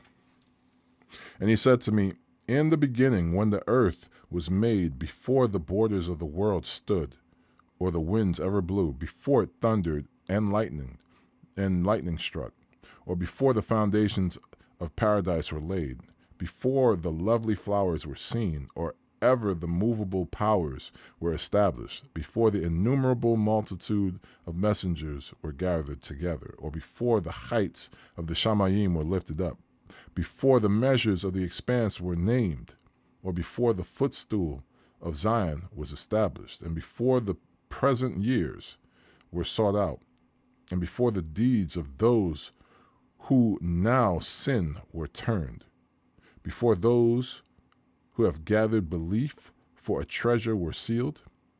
Then I considered these, and they all were made through me alone, and through none other but by me they shall also be ended, and by none other. Then I answered and said, what shall be the dividing of the times, or when shall be the end of the first, and the beginning of that which follows? And he said to me, from Abraham to Yitzchak, when Jacob and Esau were born to him, Jacob's hand first held the heel of Esau. For Esau is the end of the world, and Jacob is the beginning of that which follows. Now said, right? Keep going. Verse 10, the hand of man is between the heel and the hand. Other questions, Ezra, do not ask.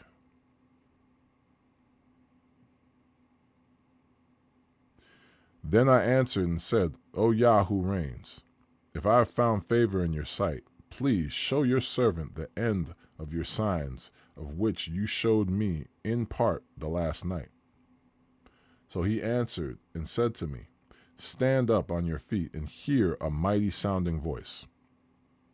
And there shall be a great shaking, but the place where you stand shall not be moved.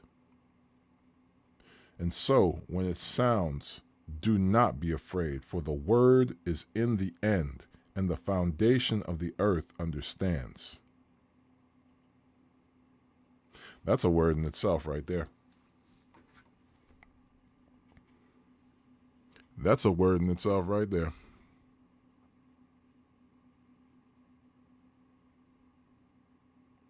As this world is shaking and being shaken to the next stage, I'll say it like that, because we know what's about to happen. Do not get scared for what's happening to them. Stay in Goshen. Stay in Goshen. Stay aligned with the Most High.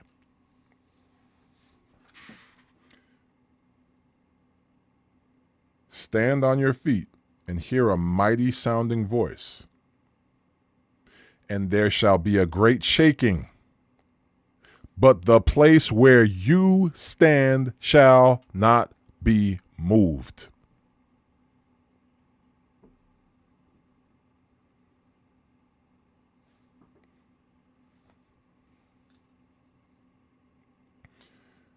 Pay attention to that, y'all, because I'm telling you, it's about to get crazy in this world. The place where you stand shall not be moved. Everybody else going to be moved out their place. Verse 15, and so, when it sounds, do not be afraid, for the word is of the end, and the foundation of the earth understands. And why? Because the sound of these trembles and is moved, for it knows that the end of these must be changed. And it came to be that when I heard it, I stood up on my feet and listened, and see, there is a voice that spoke, and the sound of it was like the sound of many waters. And it said, see, the days come that I shall begin to draw near, and to visit those who dwell on the earth, and shall begin to make inquiry of them, what harm they have done unrighteously with the wickedness, and when the affliction of Zion shall be complete.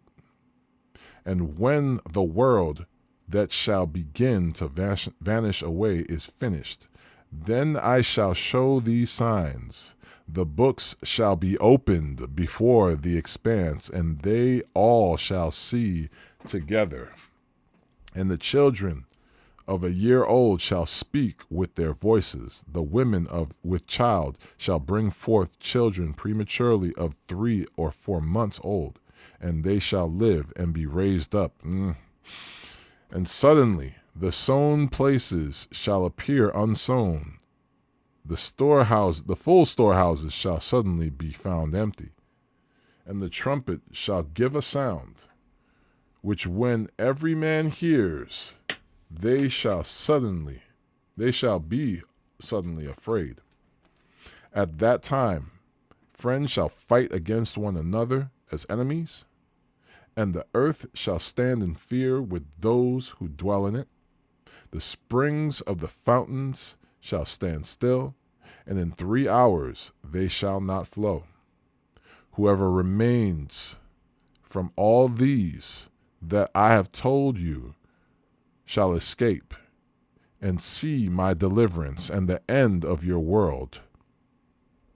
And those who are received shall see it, who have not tasted death from their birth, but the heart of the inhabitants shall be changed and turned into another spirit. For evil shall be blotted out, and deception shall be quenched. As for belief, it shall flourish. Corruption shall be overcome, and the truth, which has been so long without fruit, shall be declared. And when he talked with me, see, I looked little by little upon him before whom I stood. And these words he said to me, I have come to show you the time of the night to come.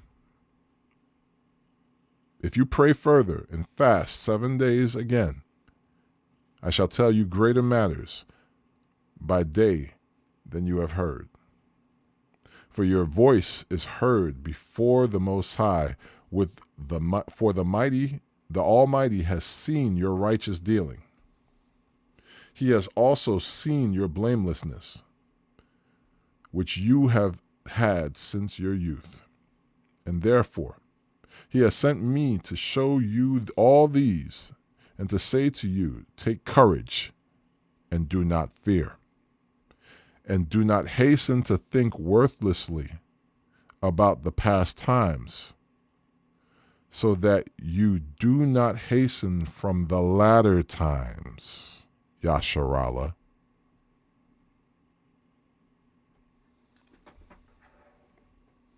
I'll say it again.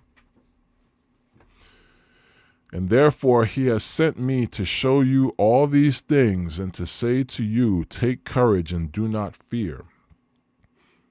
And do not hasten to think worthlessly about the past times, so that you do not hasten from the latter times. Past is the past. We need to be focused on the future and how to inherit that future. How do you inherit that future? The rest of this world is cooked, y'all. They may or may not know it. It really is of no consequence. What really matters is we know what's about to happen. But what side are we going to be on? Are we sure that we're going to be on that side? We need to double and triple down on whatever it takes to be in that number.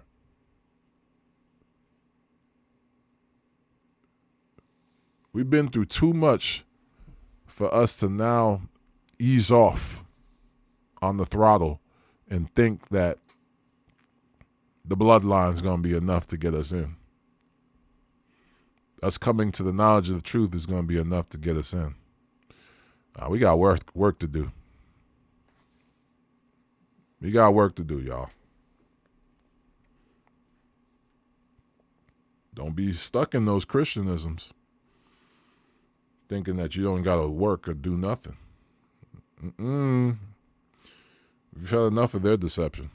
We know that. We know better. Let's keep going.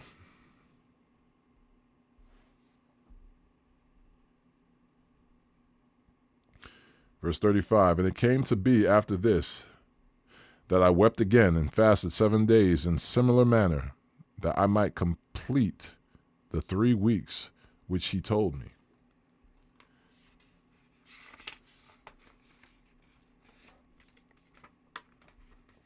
And on the 8th night my heart was tortured within me again, and I began to speak before the Most High, for my spirit burned greatly, and my being was in distress. And I said, O Yah, you spoke from the beginning of the creation, even the first day, and said, let the Shamayim and earth be made. And your word became a perfect work. Then the Ruach and the darkness and silence were on every side, and the sound of man's voice was not yet formed. And you commanded a good light to come forth from your treasures, that your work might appear. On the 2nd day you created the breadth of the expanse, and commanded it to divide, and to make a division between the waters, that one part would go up and the other remain beneath. On the 3rd day you commanded the waters to be gathered into a 7th part of the earth. 6 parts you dried up and kept them, in order that some of these being planted by Elohim and tilled might serve you. For as soon as your word went forth, the work was made. For immediately there was great and innumerable fruit, and many and varied pleasures for the taste, and flowers of unchangeable color, and fragrances of wondrous smell. And these were created the third day. On the fourth day you commanded that the sun should shine, and the moon give its light, and the stars should be in order, and commanded them to do service to man who was to be made. On the fifth day you spoke to the seventh part, where the waters were gathered, that it should bring forth living creatures, birds and fish, and so it came to be. For the silent, lifeless water brought forth living creatures at the command of Elohim, that all people might praise your wondrous works. Then you appointed two living creatures, the one you called Behemoth, the other Leviathan, and separated the one from the other for the seventh part, namely, where the water was gathered together, would not hold them both. Unto Behemoth you gave one part, which was dried up the third day, and it should dwell in the same part in which are 1,000 hills. But to Leviathan you gave the seventh part, that is, the waters, and have kept it to be consumed by whom you want and when. On the sixth day you gave command to the earth that it should bring forth beasts and cattle and creeping creatures before you. And after these, Adam also, whom you made master of all the creatures, from him we have all come, and also the people whom you have chosen. All this I have spoken before you, O Yah, because you made the world for our sakes. As for the other people who also come from Adam, you have said that they are naught, but as spittle, and liken the abundance of them to a drop that falls from a vessel. And now, O Yah, see, these Gentiles who have always been regarded as naught have begun to be masters over us and consume us. But we, your people, whom you have called your firstborn, your only brought forth, your dearly beloved, are given into their hands. If the world is now made for our sakes, why do we not possess an inheritance with the world? How long shall this endure?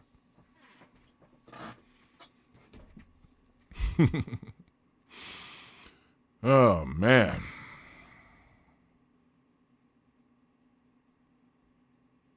We already know the answer to that. That's the beautiful part. We also see why they would take this out of Scripture.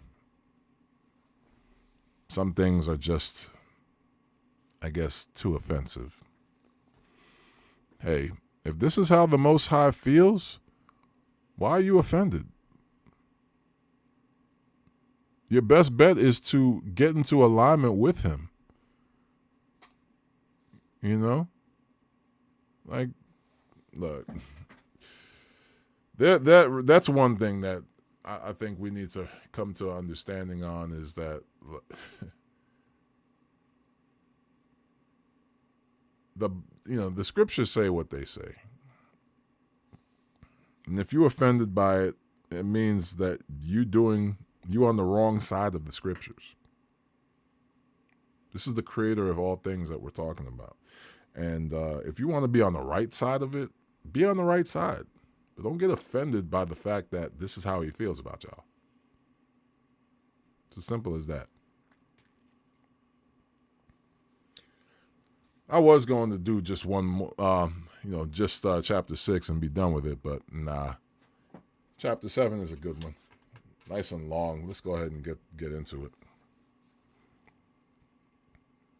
Oh, also, for those who are reading along in the KJV Apocrypha, verses 36 through 105, I believe, are missing, and that's because of the translation that you have.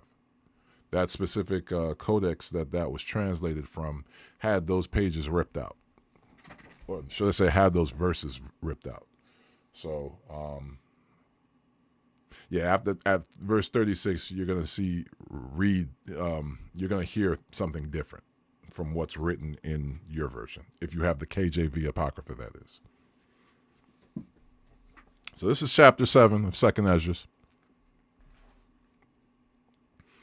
Of course, TikTok. TikTok is funny. It stays trying to give me these puzzle games. Like, all right, man, I'm here. Don't worry about it.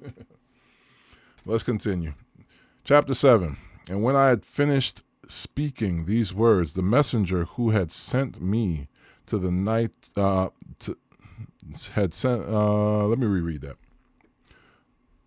Chapter 7. And when I had finished speaking these words, the messenger who had been sent to me the nights before was sent to me.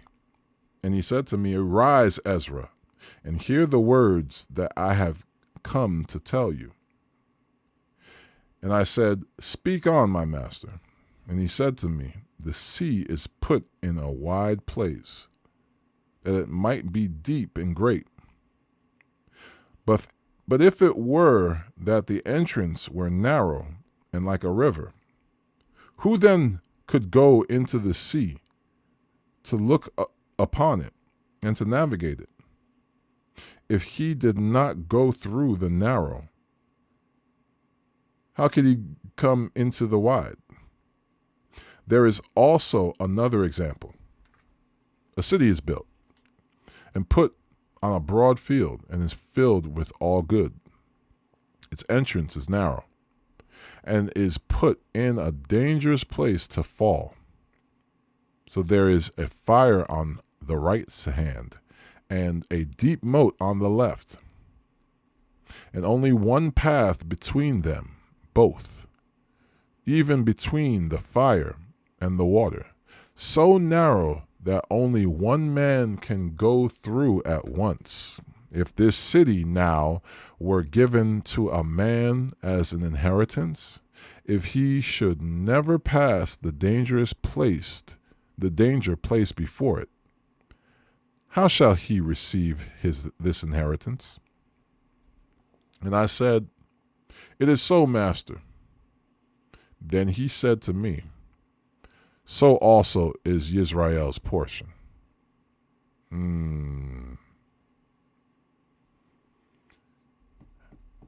Enter ye at the narrow gate that few even find. Why? Because it was not meant for the masses. It was meant for a few.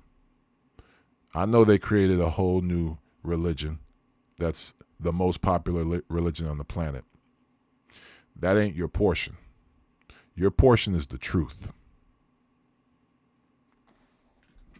According to 2 Thessalonians chapter 2, verses 8 through 12, that's their portion, and their portion for a reason, because they did not love the truth, but delighted in the lie instead. Don't lie to me.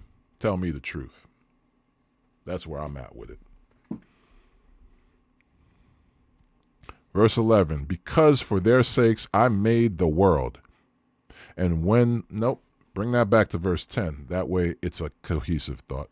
Verse 10, and I said, It is so, master. Then he said to me, So also is Yisrael's portion, because for their sakes I made the world.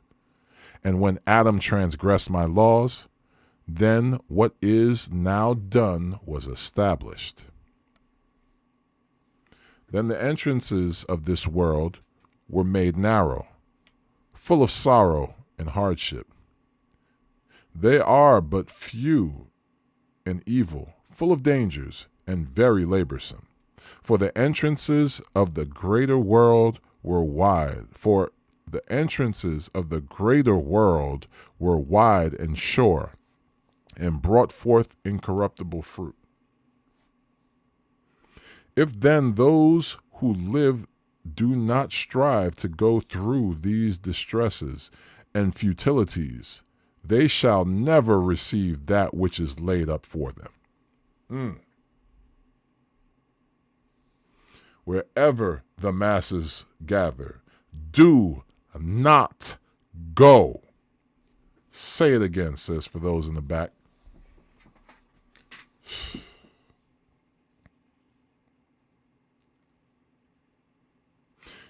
If then those who live do not strive to go through these distresses and futilities, they shall never receive that which is laid up for them. Now therefore, why do you worry yourself, seeing you are but a corruptible man? And why are you disturbed, for you are only mortal? Why have you not considered in your heart that which is to come, rather than that which is present?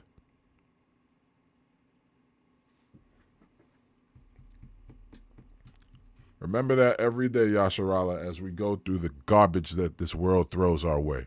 The garbage that this world throws our way, they keep doing that because they want to tempt you away from your inheritance. They're doing the same thing Hasatan did to Mashiach in the wilderness. All you have to do is bow to me, and this world is yours. Why you want this world that's about to be burnt up? Keep your inheritance. Don't let nobody take that from you. Verse 16, why have you not considered in your heart that which is to come, rather than that which is present? Then I answered and said, O Yah who reigns, you have ordained in your law that the righteous should inherit these, but that the wicked should perish. Nevertheless, the righteous shall suffer distresses, but have expectancy for the expanse. Yet those who have done wickedly have suffered the distresses, but shall not see the expanse. And he said to me, there is no judge above Elohim, and none that has understanding above the Most High. For there are many who perish in this life because they despise the law of Elohim that is put before them. I'm sorry, what? Let's reread that again. For there are many who perish in this life because they despise the law of Elohim that is put before them. The pastor that goes around talking about if you obey the Most High's law, you're going to hell. I'm sorry.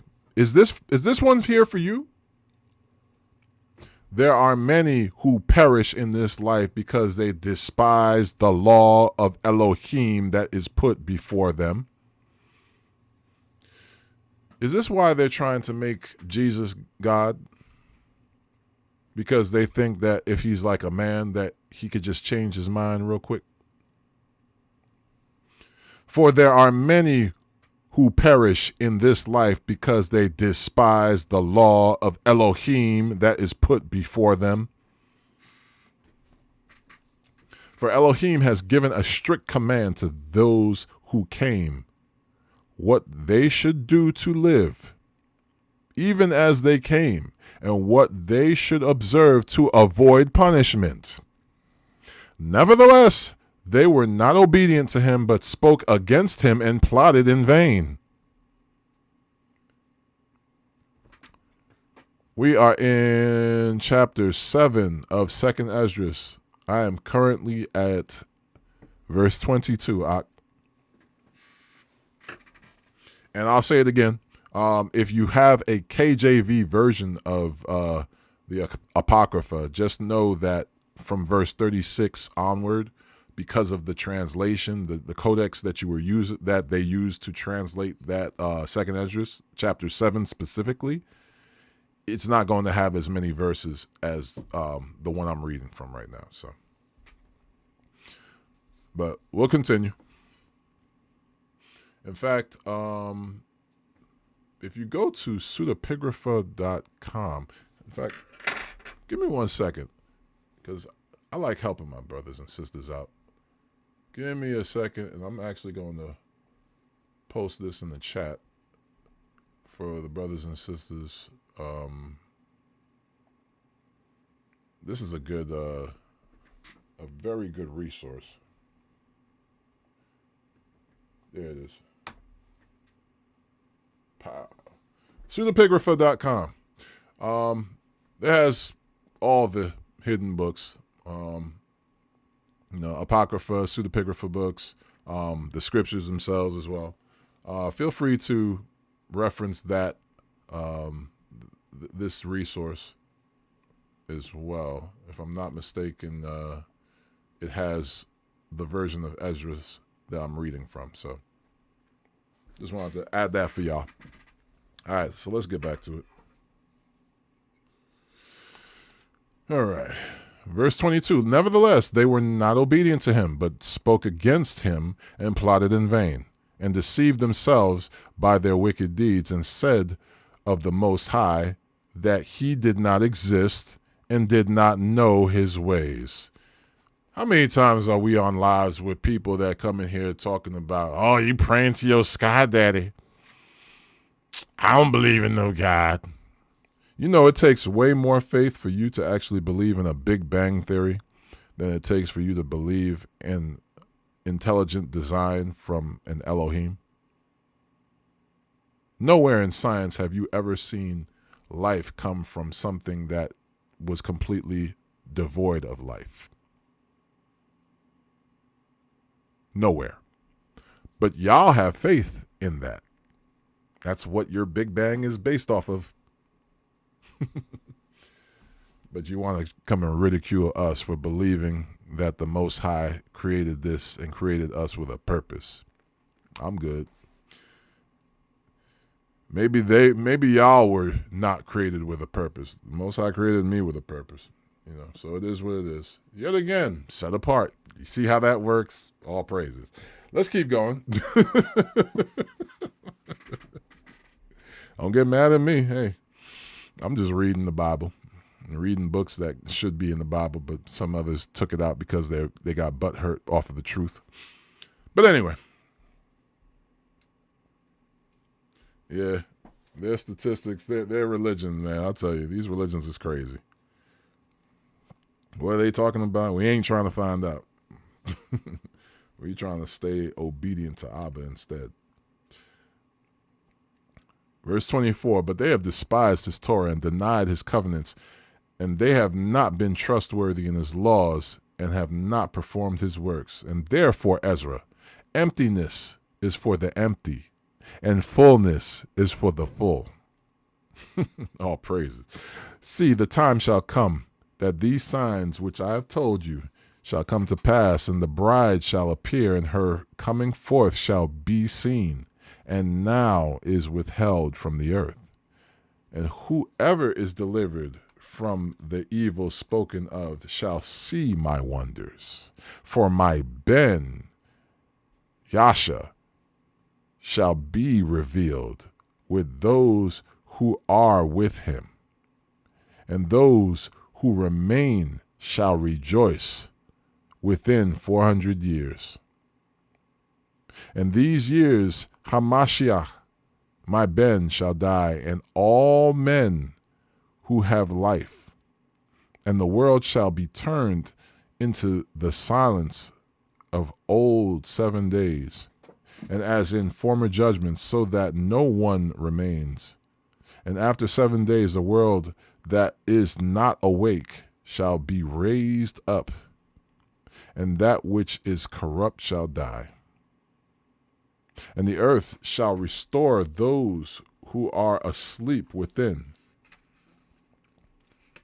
and the dust and the secret places shall deliver those who dwell in silence, and those beings who were given to them. And the Most High shall appear upon the seat of judgment, and anguish shall pass away, and patience shall come to an end, but only judgment shall remain. Truth shall stand, and belief shall grow strong, and the works shall follow, that the rewards be revealed, and the good deeds shall be firm, and wicked deeds shall not reign. Verse 36, the pit of torture shall appear, and opposite shall be the place of rest, and the furnace of Gehenna shall be uncovered, and the paradise of delight opposite. Then the Most High shall say to the nations that have been raised from the dead, see and know whom you have denied, whom you have not served, whose commands you have despised. Well, dang. Looks to me like the commandments are going to be extremely important. They done away with. They done away with. Okay. To you. You going to do that. We're going to sit here and we're going to do these commands. Later on, if he says, you didn't have to do that to us, okay, no harm, no foul. But on the contrary, later on when he says to y'all were supposed to do them, that's going to be an awkward conversation for you.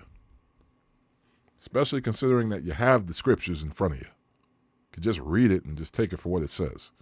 But nah, y'all want to create hypostatic unions and all kinds of foolery. So, that's on you.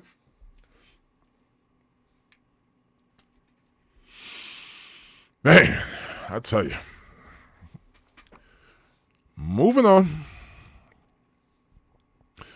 Verse 38, look on this side and that.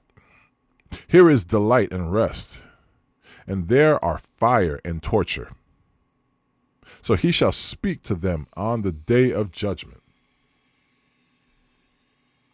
a day that has no sun or moon or stars or cloud or thunders or lightnings or wind or water or air or darkness or evening or morning or summer or spring or heat or winter or frost or cold or hail or rain or dew or noon or night or dawn or shining or bright light, but only the splendor of the esteem of the Most High, by which all shall see what has been appointed.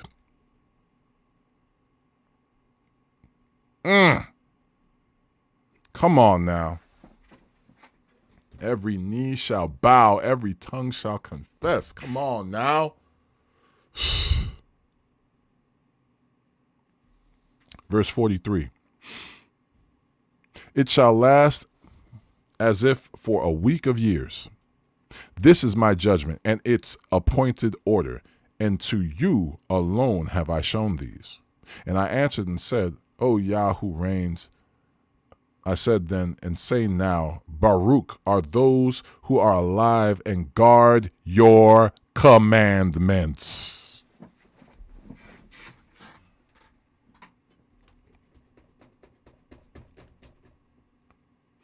I'll read it again. And I answered and said, O Yah who reigns, I said then and I say now, Baruch, blessed are those who are alive and guard your commandments.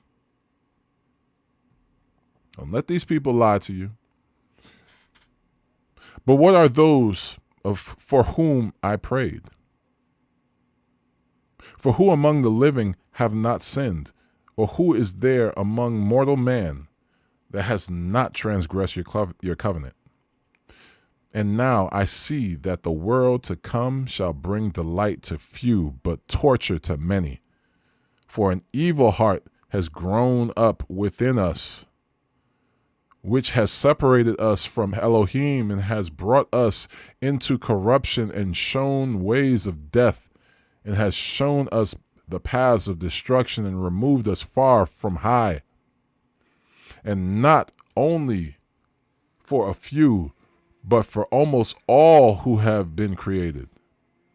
And he answered me and said, listen to me, Ezra, and I shall teach you and shall admonish you once more. For this reason, the Most High has not made one world, but two. Because you have said that the righteous are few, for the wicked are many. Hear the explanation for this. If you have only a few precious stones, would you add lead and clay to them? And I said, Adonai, how could this be? And he said to me, not only this, but ask the earth, and it shall tell you. Submit to it, and it shall declare to you. And say to it, you produce gold and silver and copper, and also iron and lead and clay. But silver is more plentiful than gold, and copper more than silver, and iron more than copper, and lead more than iron, and clay more than lead. So judge which is more precious and desirable, that which is plentiful or that which is rare. And I said, O Yah who reigns, what is plentiful is of less value, for what is rare is more precious. Set apart ones. Stay set apart. Recognize your crown. Don't worry about what the rest of the world is doing. Why are you worried about what clay is doing when you're gold?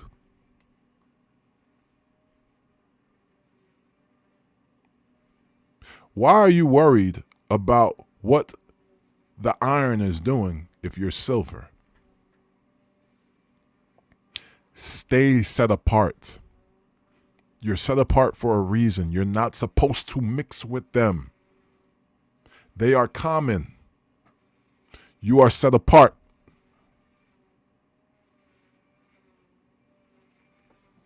I played it before we started. Royalty. Recognize what this is. They'll be the first ones to tell you that we're all the same. No, we are not. We are not all the same. This ain't about race. This is about being set apart.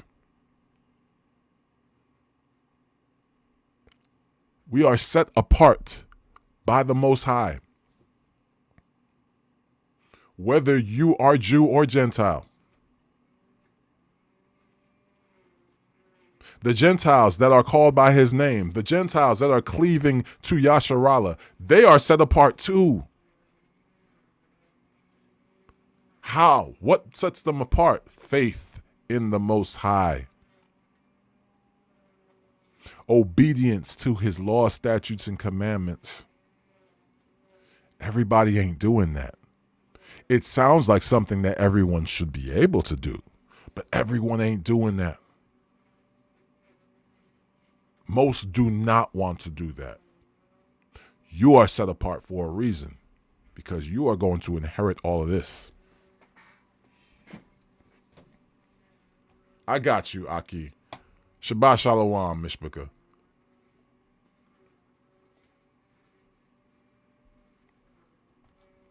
But we are a chosen generation, a royal priesthood, a holy nation, a peculiar people, that we should show forth the praises of him who hath called you out of darkness into his marvelous light.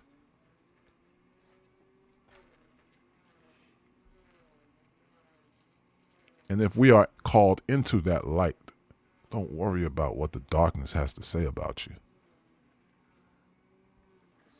They still stuck in darkness.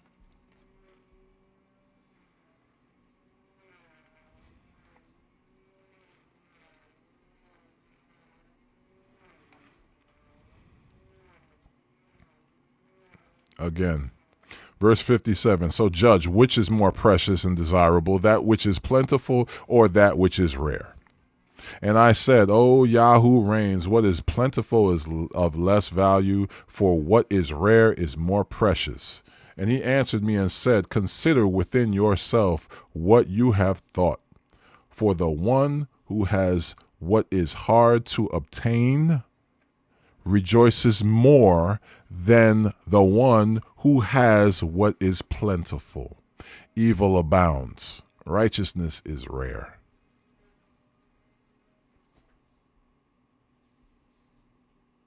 Verse 60.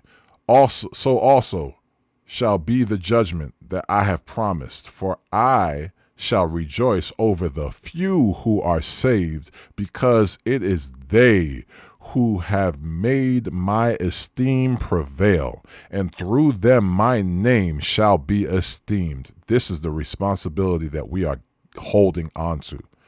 Walk in it. Walk heavy in it. Do not be prideful. Stay humble. Walk heavy in it, knowing that this is what you are. This is the royalty. You are his jewels. Man, come on now. I gotta reread that.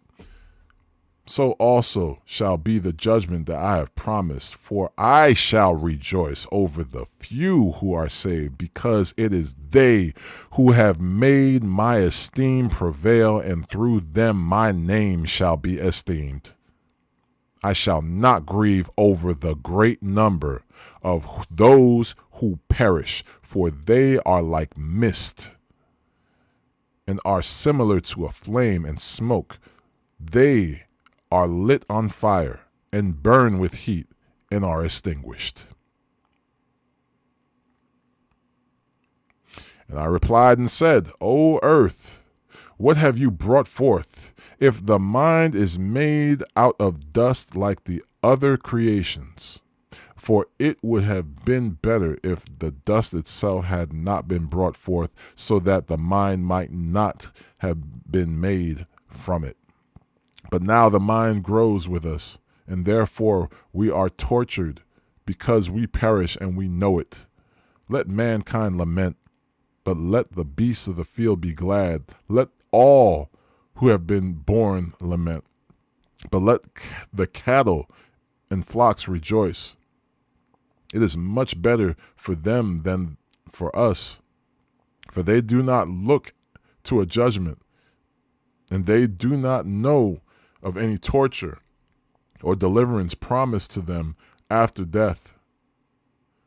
What does it profit us if our life is preserved, but we are cruelly tortured? For all who are born are entangled in wickedness, and are full of sins and burdened with transgressions. And if we are not to come into judgment after death, perhaps it would have been better for us. And he answered me and said, when the Most High made the world and Adam and all who have come from him, he prepared the judgment and that which pertains to the judgment. But now, know from your own words, for you have said that the mind grows with us. For this reason, therefore, those who live on earth shall be tortured, for though they had knowledge, they committed wickedness. And although they received the commandments, they did not guard them. And though they obtained the law, they dealt untrustworthily with what they had received. Every last one of these people telling us that it's done away with. Verse 73.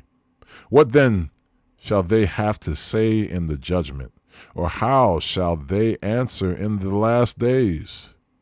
How long the Most High has been patient with the inhabitants of this world, and not for their sakes, but because of the days that he has ordained. And I answered and said, if I have found favor in your eyes, O Yah, Show this also to your servant, whether after death, as soon as every one of us breathes their last, we shall be kept in rest until those days come when you shall renew the creation, or whether we shall be tortured immediately. And he answered me and said, I shall show you this also, but do not include yourself with those who have mocked, or number yourself among those who are tortured. All praises. Grace and mercy right there. Grace and mercy right there. Beautiful, beautiful, beautiful, beautiful, beautiful. Let's get it. 2 Timothy chapter 2, verses 3 through 5. Now therefore endure hardness as a good soldier of Jesus Christ. No man that warreth entangleth himself with the affairs of this life, that he may please him who hath chosen him to be a soldier. And if a man also strive for masteries, yet is he not crowned, except he strive lawfully.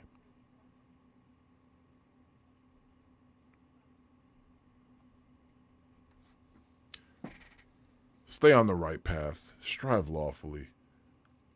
Oh, keep enduring, family. We are, man. I'm being hit with a lot right now because we're all, this time is literally winding down. And when you see everything all at once, how it all beautifully lines up, it's like it's like a mosaic. It's a beautiful mosaic of seeing all the smallest elements all put together and seeing the full picture.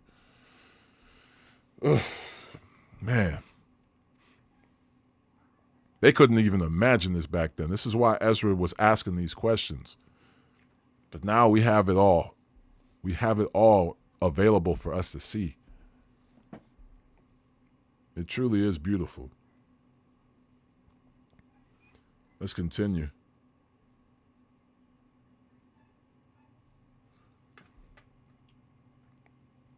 And he answered, verse 76 again, and he answered me and said, I shall show you this also, but do not include yourself with those who have mocked, or number yourself among those who are tortured.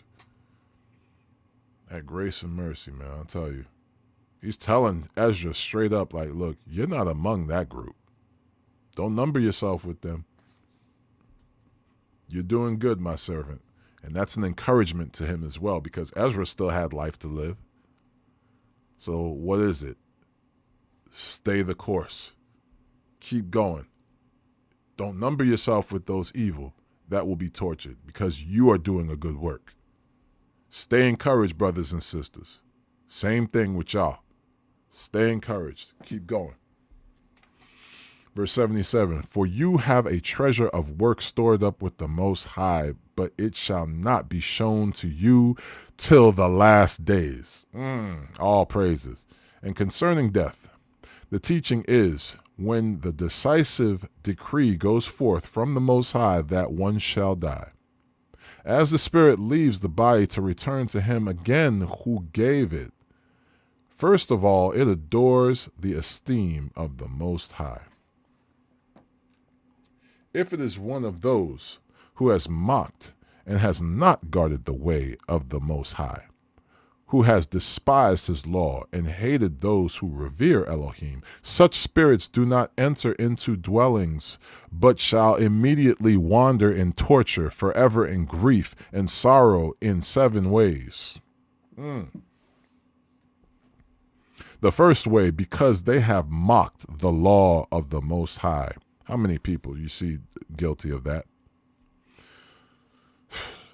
The second way, because they cannot make a good repentance so that they now may live. The third way, they shall see the reward laid up for those who have trusted the covenants of the Most High. Man, that is terrible. All this time you mocked the Most High's law. Now, after you pass, you're seeing what's laid up for those who actually obeyed. The fourth way, they shall consider the torture laid up for themselves in the last days. Now you also seeing what you wrought for yourself. Not good. The fifth way, they shall see how the dwellings of the others are guarded by messengers in the deep rest. Messengers, y'all. The angels is going to be holding on to what we got and guarding it for us. The sixth way, they shall see how some of them pass over into torture, and know that they're destined for that. The seventh way, which is greater than all the ways that have been spoken, because they shall utterly waste away in confusion, and be consumed with shame, and shall wither with fear at seeing the esteem of the Most High, in whose presence they sinned while they were alive, and in whose presence they are to be judged in the last days. Don't do that to yourselves. Do not do this to yourselves. Let's stay on the righteous side of things, y'all. Verse 88. And this is the order for those who have guarded the ways of the Most High, when they are separated from their mortal body. During the time that they lived in it, they labored to serve the Most High and withstood danger every hour, so that they might guard the law of the lawgiver perfectly. You know, Christianity had to take this book out of the Bible, because I'm telling you, if they didn't, there would be no excuse for no Christian. As much as he talk about keeping the law, I mean, we done read through 6.5 chapters. Keeping the law is of the utmost importance. They had to take this out of the book. Anyway, continuing on. Let's get it.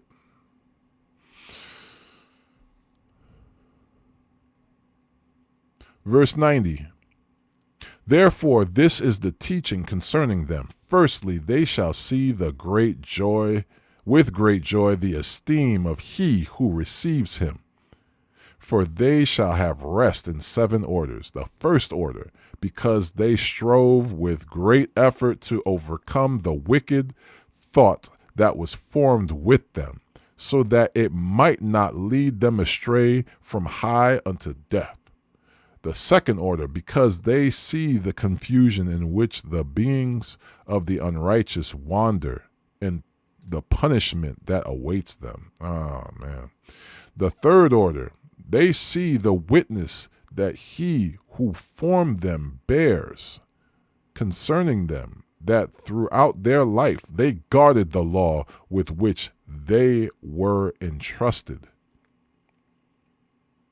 The fourth order, they know the rest that they now enjoy, being gathered into their rooms and guarded by messengers in deep rest, and esteem waiting for them in the last days. The fifth order, they rejoice that they have now escaped what is corruptible and shall inherit what is to come. And they also see the difficulty and toil from which they have been delivered, and the spacious freedom that they are to receive and enjoy in immortality. The sixth order, when it is shown them how their face is to shine like the sun, and how they are to be made like the light of the stars, being incorruptible from then on. The seventh order, which is greater than all that have been spoken, for they shall rejoice with boldness, and shall be confident without confusion, and shall be glad without fear. For they press forward to see the face of he whom they served in life, and from whom they are to receive their reward when esteemed. Now, why wouldn't I be looking forward to that? Man.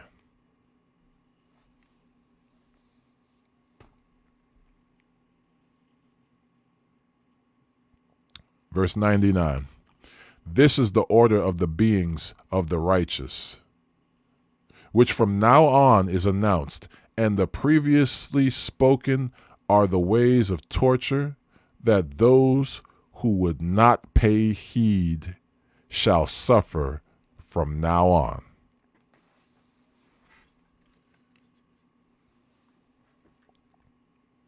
Then I answered and said, shall there be time given to the beings after they have been separated from their bodies to see what you have described to me?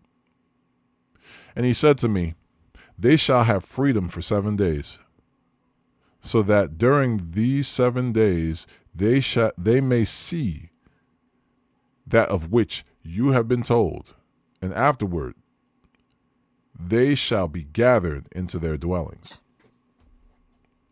And I answered and said, if I have found favor in your eyes, show further to me, your servant, whether on the day of judgment the righteous shall be able to intercede for the unrighteous, or to entreat the Most High for them.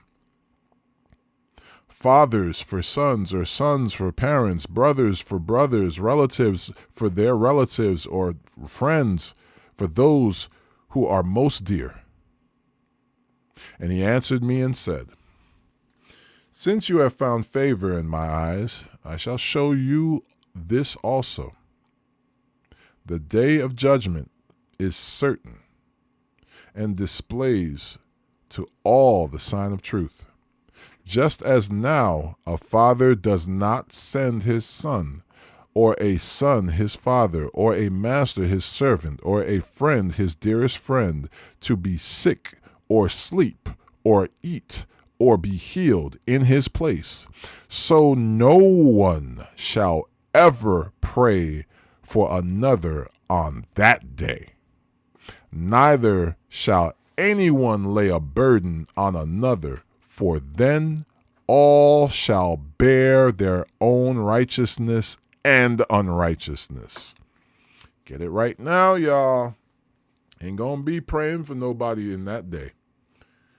Get it right while you still have breath, because here's the thing. The last beat of your heart and the deal is sealed, whatever it may be. So let's stay on the righteous side while our hearts are still beating. Khan? Verse 106. Then I said, Abraham prayed for the Sodomites, and Moshe for the fathers that sinned in the wilderness, and Yehoshua after him for Yisrael in the time of Achan, and Shemuel and Dawid for the destruction, and Shlomo for those who would come to the Mikdash, and Eliah for those who received rain, and for the dead that he might live, and Hezekiah for the people in the time of Sennacherib, and many for more, and many for many. Even so now, seeing corruption has grown, and wickedness increased, and the righteous have prayed for the wicked.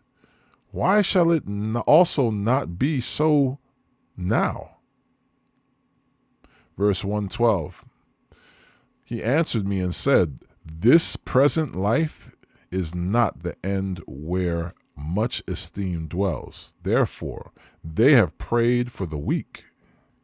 But the day of judgment shall be the end of this age, and the beginning of the immortality to come, which is corruption in which corruption is past. Lack of self-control is at an end. Whoring is cut off. Righteousness grows, and truth springs forth. Then no man shall be able to save he who is destroyed, nor to oppress he who has overcome.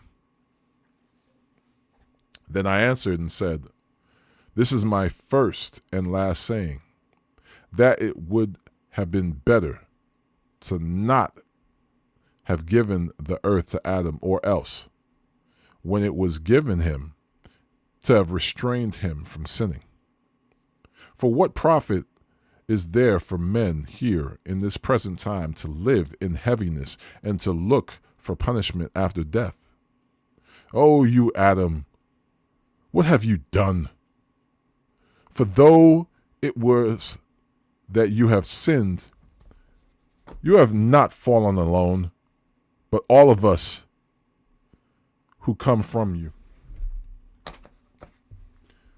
For what profit is it? For what does it profit us if there is promised us an immortal time, whereas we have done the works that bring death? Or that there is an everlasting expectancy promised to us, whereas we, being the most wicked, are made worthless. See, all these questions that he's asking right now, all praises for Yasha. Because right now we can stand boldly, knowing that Yasha is our atoning sacrifice. Brother Ezra was in a time where he didn't have that understanding. We have that understanding now. And this is why there is no excuse for us. Because now we have all the books. We have the understanding. We have the atoning sacrifice in our King. We have the path laid out for us now. All we have to do is walk it. So if you choose not to at this point in time, shame on you.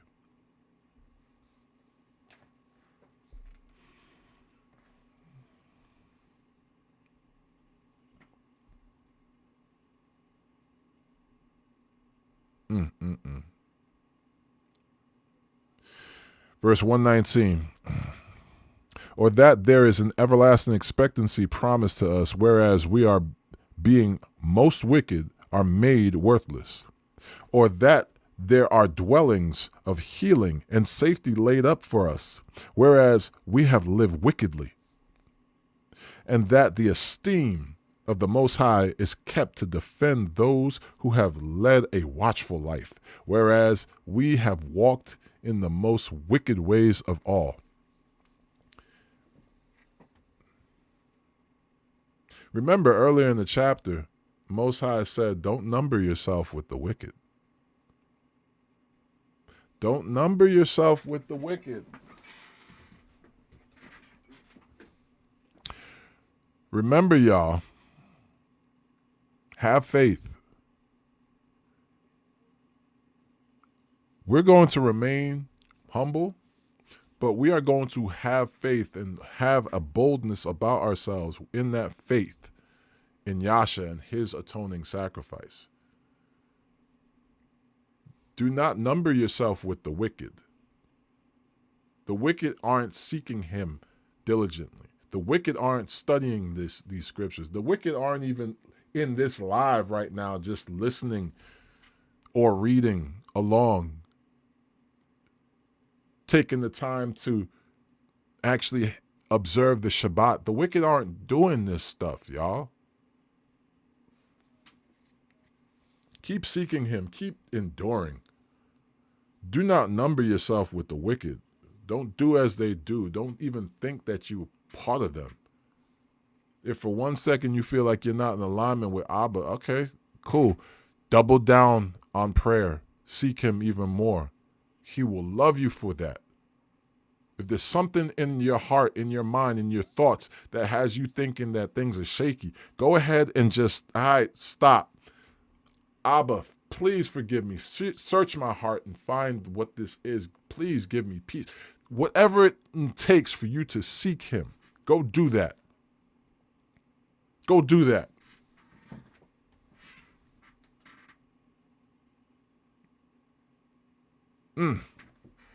Let's keep going. Verse 122. In the KJV is verse 53. And that there should be shown a paradise whose fruit endures forever, where there is safety and healing, since we shall not enter into it. For we have walked in crooked places. Or that the faces of those who have practiced self-control shall shine above the stars, whereas our faces shall be blacker than darkness. For while we lived and committed wickedness, we did not consider that we should begin to suffer for it after death. Then he answered me and said, this is the condition of the battle, that man who is born upon the earth shall fight, and that if he is overcome, he shall suffer as you have said. But if he overcomes, he shall receive that which I say.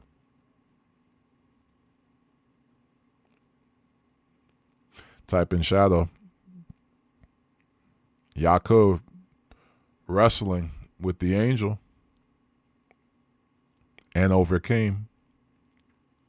Endure to the end, and you will be blessed. What did he say? I'm not going to let you go until you bless me. These all tie in together, y'all. This is why we're the set apart people. Endure to the end, and he will bless you. Do not let that go. Don't let these lessons go. I'm telling you, Torah. Oh, there's so many lessons within Genesis alone. Man, I'm so thankful, Abba, that you gave me that understanding. I'm telling you, read it slowly, y'all. Read it slowly. Let's keep going. Verse 125, for while we lived and committed wickedness, we did not consider that we should begin to suffer for it after death. He answered me and said, this is the condition of the battle, that man who is born upon the earth shall fight, that if he is overcome, he shall suffer as you have said, but if he overcomes, he shall receive that which I say. For this is the life of which Moshe spoke to you, the people, while he lived, saying, choose life that you may live. Nevertheless, they did not believe him, nor even the Nebiim after him, nor myself who has spoken to them, that there should be such grief in their destruction, as shall be the joy over those who are persuaded to salvation. Then I answered and said, I know, Master, that the Most High is called kind, and that he has kindness upon those who have not yet come into the world, and upon those who also turn to his law.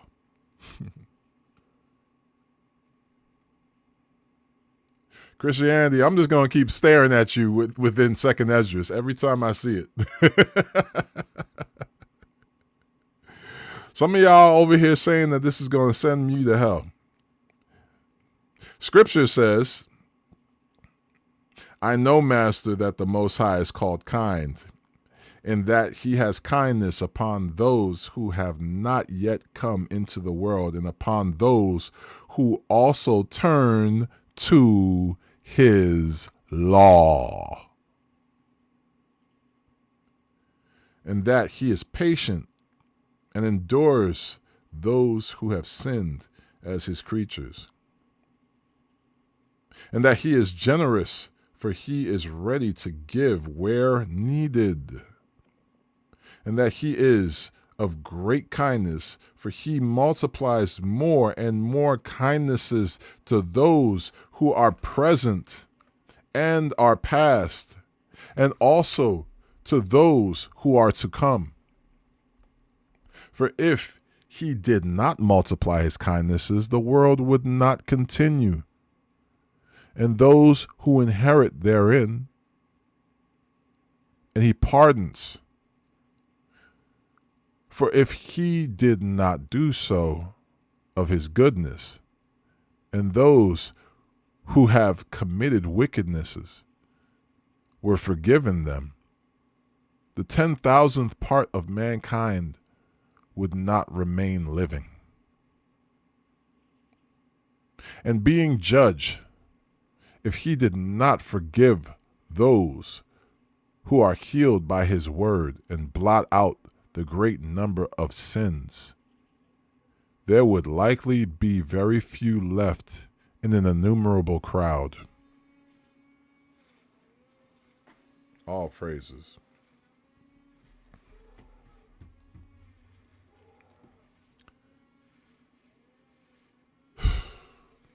Grace, mercy, faith, the basics found within the book of Genesis. And you see it all throughout Scripture.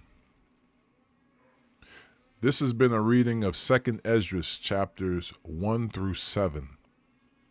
And you see those concepts all throughout. The Apocrypha. The books that so many people have an issue with because it's not canon. Because some people in some councils somewhere that have nothing to do with you said that we're not going to observe these books. I observe truth. The Most High is true. His word is true. The truth will always align with the truth. It ain't hard to tell. It ain't hard to see. He that hath an ear to hear, let him hear. The blind will keep groping in the darkness, looking for a triune God to save them. We understand who the one true Elohim is.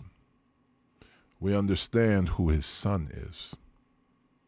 We understand the Ruach that's poured out upon us as we have faith in his son and walk in these law, statutes, and commandments. We understand that this is a package deal. We understand that this was not supposed to be Christianity versus Judaism. We are walking in the truth. We are walking in the way.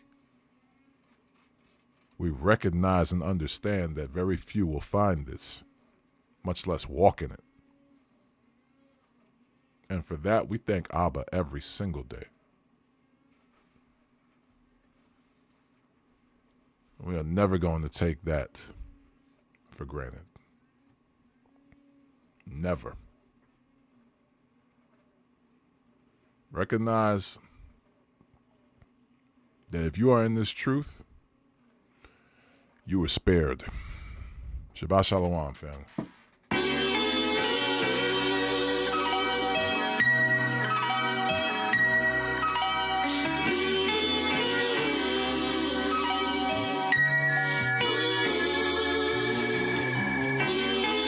Yeah, latchkey child, oldest of four with a little style. Learn the ropes from older folks.